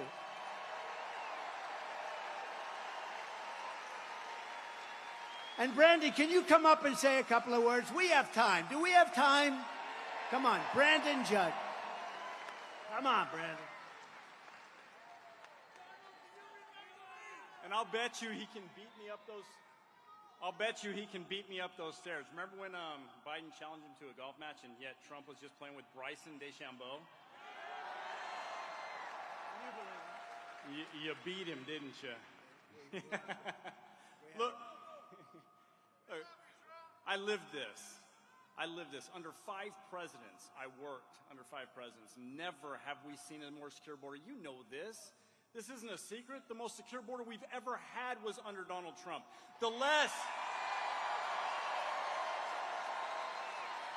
We had fewer drug overdoses under Donald Trump. We had fewer criminal aliens under Donald Trump. Like he said in 2019, 0 known terrorists. That number has jumped up more than 100% under Joe Biden. 100%. Yeah, that's what we're seeing right now. This was amazing. It was all about policy. October 7th, 2016, the day of Access Hollywood. Come on. locker talk seriously, and they thought that that was going to bring him down. We did a press conference with Donald Trump, October 7th, 2016, because it was about policy. That's what it's about. If we have proper policy, we can secure the border and we can keep your children, your grandchildren, your great-grandchildren safe. He can do that. He can do it. They refuse. Kamala Harris knows what she needs to do. I was there. I gave her all of the policies that she needed, all of them, and she refused to implement them. She does not care about you. She does not care about the safety of this country. He does. This is the man for the presidency.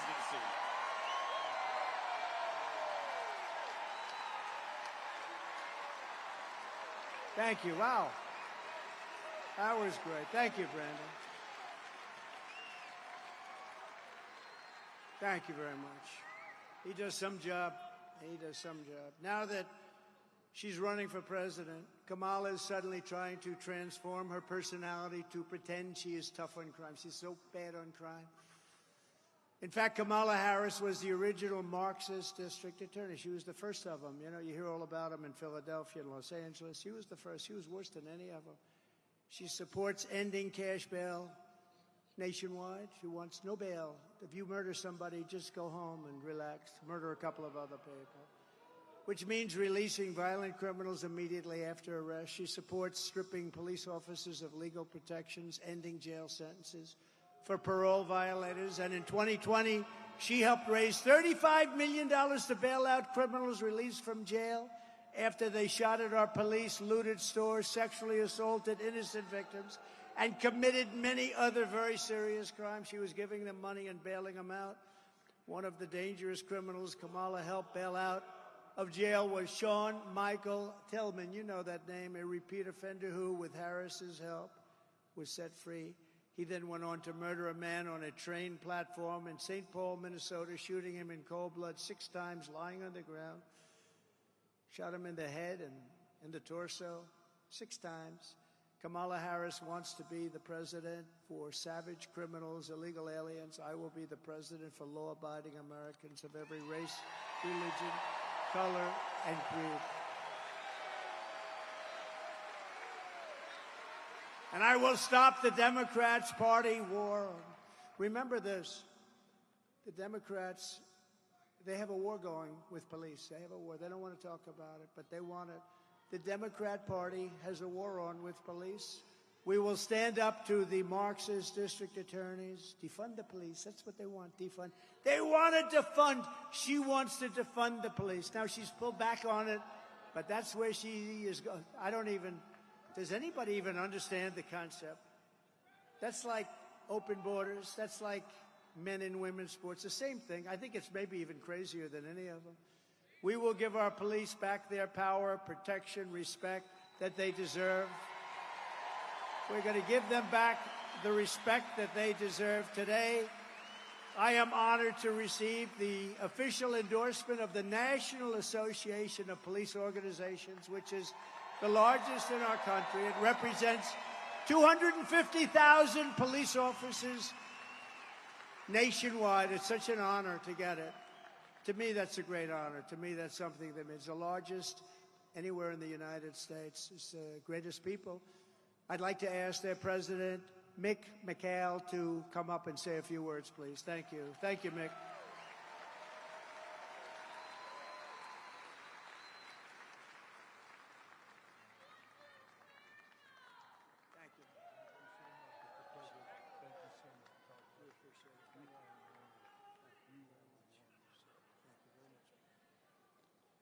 Ladies and gentlemen, I am truly honored to stand before you today. And on behalf of the National Association of Police Organizations, I am pleased to formally announce NAPO's endorsement of Donald J. Trump for President of the United States.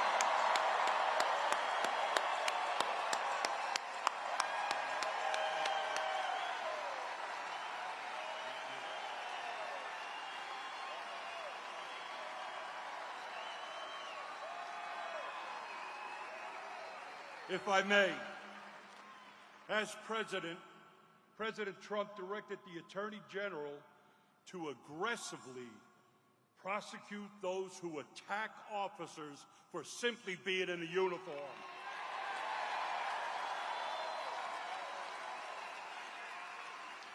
President Trump, he signed the Law Enforcement Mental Health and Wellness Act. And ladies and gentlemen, that's protecting the protectors.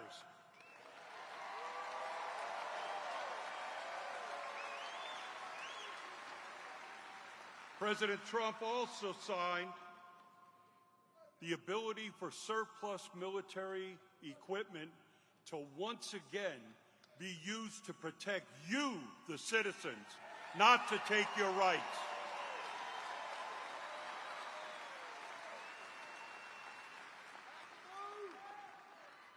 And one of the most important things that the president did, he recognized that the men and women who provide public safety, who are part of law enforcement, deserve the same constitutional rights as the people we serve.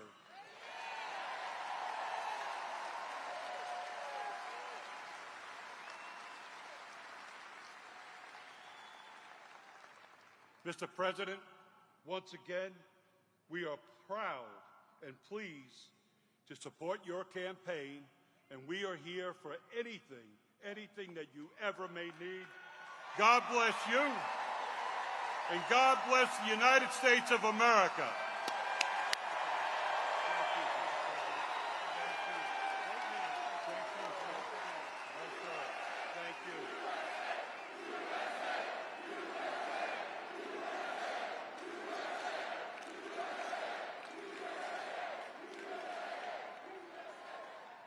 Thank you very much.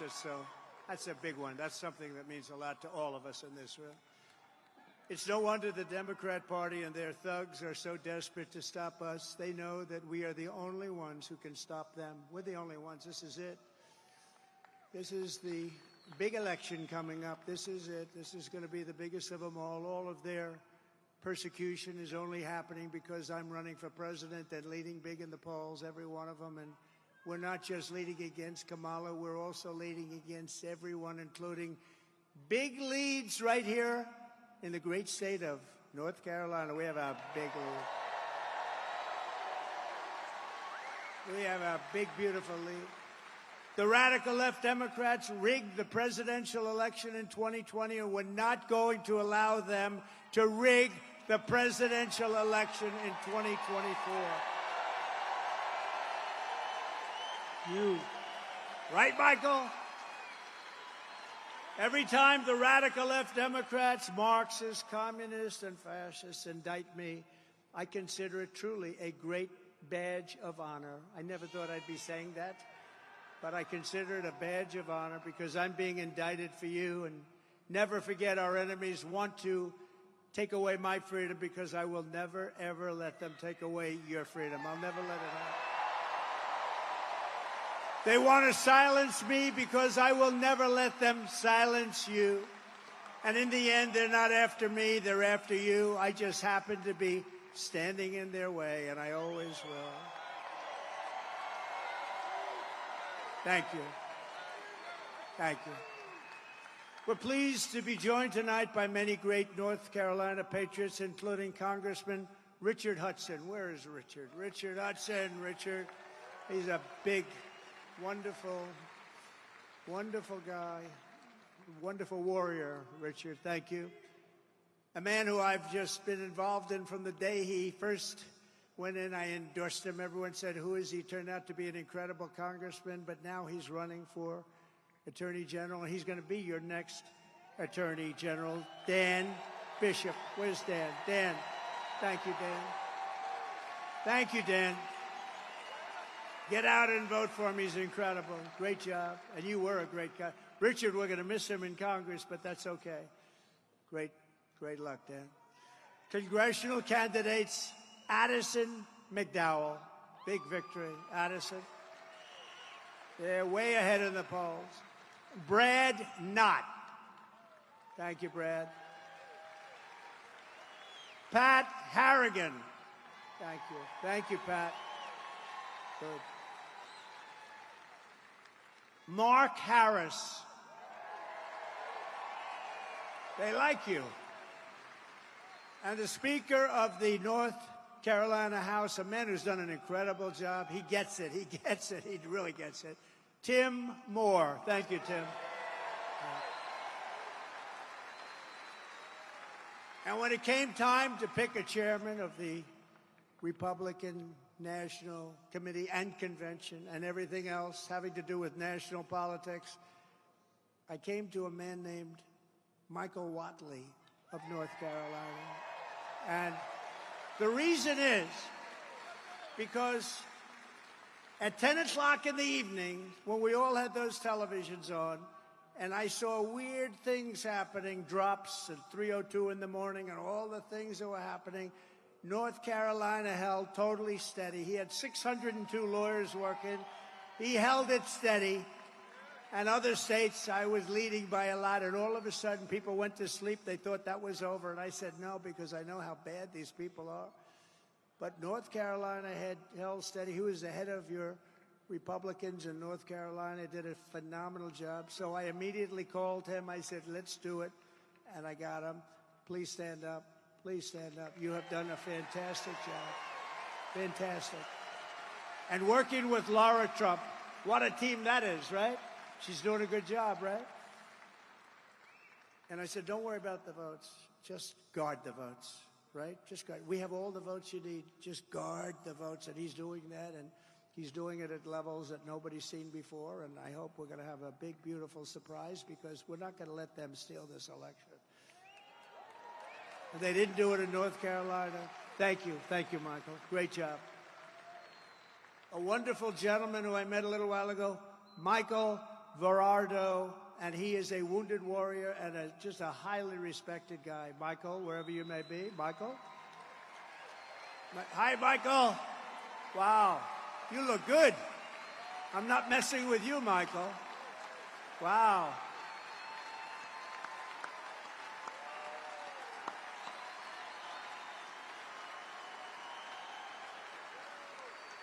Good-looking guy. Thanks, Michael. Great, great patriot, great person. Members of the Charlotte Police Department are here. Please stand up. You are phenomenal.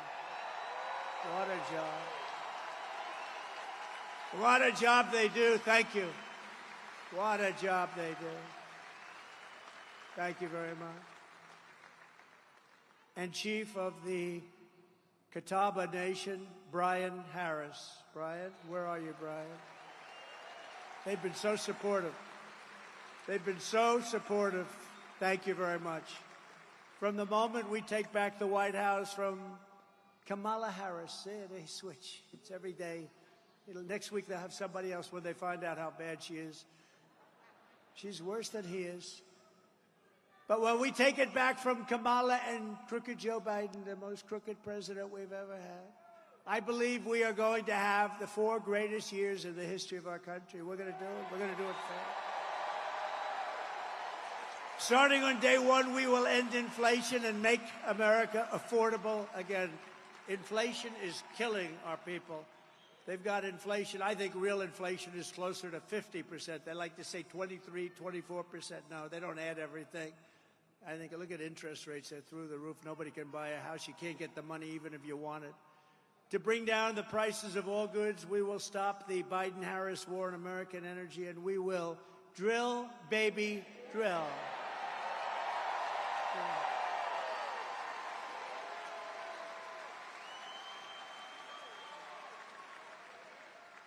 That includes racing car. You know, that's good. You're going to spend a lot less money for your gasoline. You have that special stuff. I will terminate the Green New Scam, and I will end the Biden-Harris electric vehicle mandate on day 1.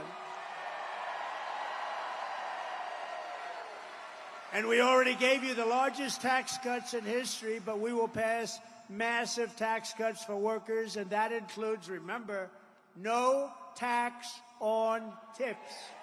No tax on tips. No tax on tips. To protect North Carolina workers, I will revoke China's most favored nation status. Think of it. They're most favored because they're a developing nation. Well, we're a developing nation, too, because we've gone to hell and back. We're a developing nation, too. They are considered a developing nation, so they get advantages that we don't get. Not going to happen. And I will pass the Trump Reciprocal Trade Act. That means that if China or any other country makes us pay a 100 or 200% tariff or tax, we will make them pay a reciprocal tariff or tax of 100 or 200% immediately, right back. It's basically you hurt us and we hurt you, an eye for an eye. Look at it any way you want. Before I even arrive at the Oval Office, shortly after we, the people in this room, win the presidency, I will have the horrible war between Russia and Ukraine settled. We're going to get it settled quickly. I'll do it as president-elect. I'll do it. And I will be doing something that nobody else even talks about. We have never been so close. I will prevent World War III. We're heading to World War III. We're heading right into the teeth of it because we have stupid people representing us, and they're being represented against people that are at the top of their game. I will restore peace through strength, which is what we have.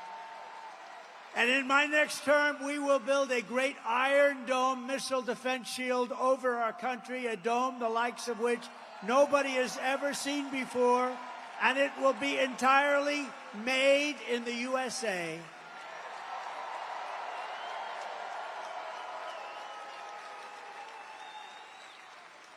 You know, Ronald Reagan wanted to do that, but honestly, it's a long time ago. We didn't have the technology. Now we have the greatest technology in the world. And in case there's a problem, we're going to be stopping them, but we're going to have the best in the world. It's all going to be made right here.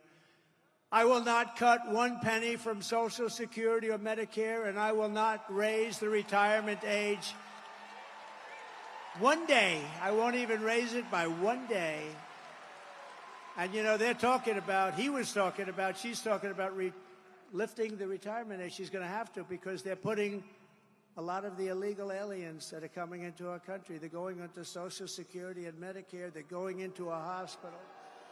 We're not going to raise it one penny or one day. I kept that promise, remember, for 4 years. For 4 years, they said, oh, he's going to raise Social Security. No, for 4 years I didn't, and I won't do it. I'm the one that won't do it. And remember, I said something else. I'm going to keep you out of wars. I kept you out of wars. We had no wars with Donald Trump as your president. We defeated ISIS. We beat ISIS in 4 weeks as opposed to 5 years, which is we're supposed to take. Remember this, our military is great. They're not woke. The guys on top, the political guys, are woke. But they can't convince him. I saw ISIS dissolve before us once I put the military on it, once they had the commander-in-chief behind them. We have great generals, and there's not woke. They're not woke. They won't be woke. They can't be talked into being woke. They'd leave before that happens. But we have people on the top that are woke, and they're all gone. We're going to get rid of them so fast.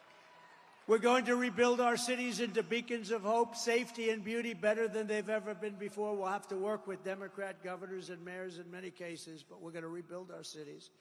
They're crime-ridden, horribly run places right now. We're going to clean them up, and we're going to do something that's really good, and we're going to take our nation's capital in Washington, D.C. We're going to clean it up, renovate it. We're going to rebuild our capital city so that it is no longer a nightmare of murder and crime, but rather it will become the most beautiful capital anywhere in the world. We're going to take over the management, the leadership of it. Right now, you go from North Carolina, let's go and see the Washington Monument on the assumption that they don't change the name, which they want to. They want to change the Jefferson Memorial. Not going to happen. Remember when we were having a problem in Washington where they were trying to knock down some of our monuments, and I passed a bill. And the bill said, if you touch a monument, if we catch you even in the act, you go to jail for 10 years. And there's no 10 years equal 1 year. It's 10 years. You serve 10 years. And it was amazing. I looked outside the beautiful White House windows. I looked outside, and people were just leaving town. It was an incredible thing. I took old legislation that, frankly, you could never pass, very old, 1926, and I restored it, and I said, 10 years, if you take down that, and they were all getting ready. They had ropes around the necks of these gorgeous pieces of art. I said, you do that, you go into jail for 10 years, and they left those ropes hanging. They couldn't get out of town fast enough. On day one, I will sign a new executive order to cut federal funding for any school pushing critical race theory, transgender insanity, and other inappropriate racial, sexual, or political content onto the shoulders of our children. And I will not give one penny to any school that has a vaccine mandate or a mask mandate. And I will keep men out of women's sports, and I will fully uphold our great Second Amendment. We will protect innocent life, and we will restore very quickly free speech, and I will secure our elections. Finally, we're going to get them secured. Our goal will be one-day voting with paper ballots, proof of citizenship, and voter ID. But until then, Republicans must win. We want a landslide that's just, and it is really an expression that's used. It's very tough for them. Too big to rig. We're way ahead. We're way ahead. By more than even the polls say. We have to make it so big, Richard, that they can't do it. There's not a thing they're going to be able to do about it. So too big to win. You have to get out there and vote. Get everybody. Get everybody. Get them all. Remember this, it's a strange thing. Evangelicals, Christians, they don't vote very much. We got to vote. They got to vote. They're great. They're such great people. Gun owners, the NRA, you know, gave us their total endorsement. But gun owners don't vote. They tend not to vote. We have to get them to vote. If we could get the evangelicals, Christians, if we can get gun owners to vote, it's not even an election. But they got to get out, so get your people at church to vote, okay? If you want to save America, get your friends, get your family, get everyone you know and vote. Vote early, vote absentee, vote election day. I don't care how you vote. You got to get out. You got to vote. And make sure your vote counts. Follow your vote. Check your vote. Check it. You can do it. Check your vote, that they don't rob you of your vote. Such an important thing. And if you want to help ensure election integrity, sign up at protectthevote.com. Protectthevote.com. And watch those people. Make sure they don't cheat. And Michael's doing a great job, and you just watch him, Michael. From Asheville to Raleigh. And this is, I have to tell you, an incredible group of people. The spirit, the incredible spirit. We have so much to say, but in conclusion, from Asheville to Raleigh, from Greensboro to Greenville, from Wilmington to right here in Charlotte, this state was forged by some of the toughest men and some of the strongest women ever to walk the face of the earth. Our American ancestors were backcountry farmers and frontier settlers, woodsmen, craftsmen, workers and warriors who poured their love into this land, and they loved their families, and they wanted to take care of their families at all costs. They climbed the mountains, fought the battles, conquered the dangers, tamed the unknown wilderness, built the factories, and gave everything they had to make America into the greatest nation in the history of the world. But now we are a nation in decline. We are a nation in decline. Can you believe it? We are a failing nation. We are a nation that has lost its confidence, lost its willpower, and lost its strength. We are a nation that has quite simply lost its way. But we are not going to allow this horror to continue. Less than 4 years ago, we were a great nation, and we will soon be a great nation again. We'll be a great nation again.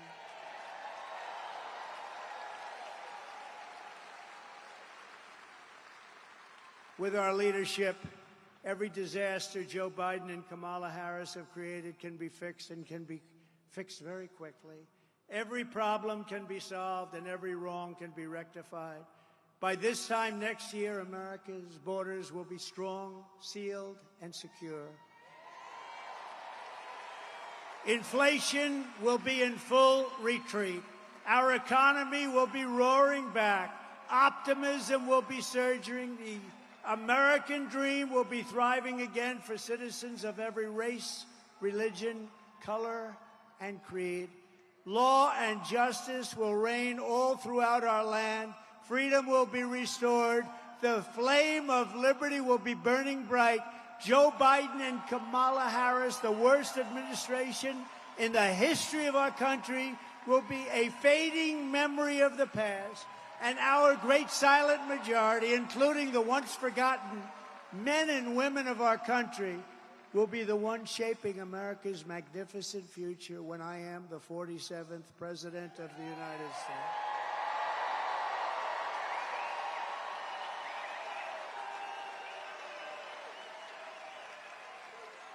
Because we are all Americans, and together we will show November 5th to be the most important day in the history of our country. There will never have been a more important day, because if we don't do the right thing, and if it doesn't work out, it's got to work out. If it doesn't work out, we won't have a country. We're going to have a great country again.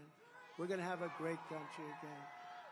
We are one movement, one people, one family, and one glorious nation under God.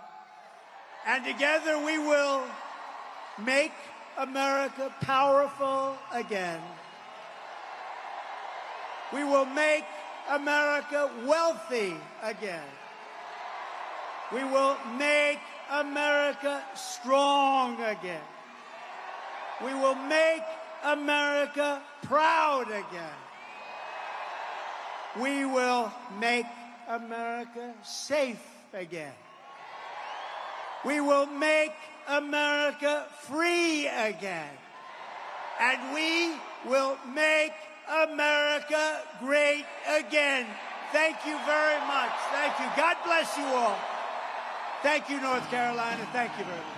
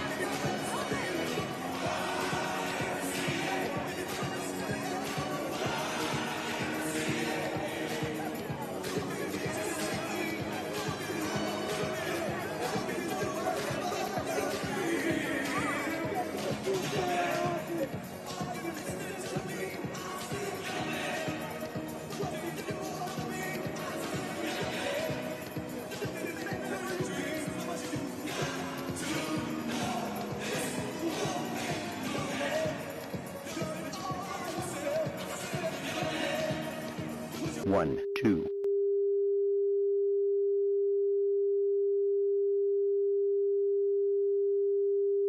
1, 2.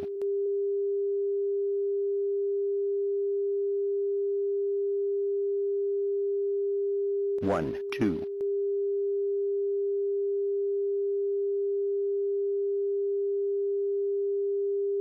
1, 2.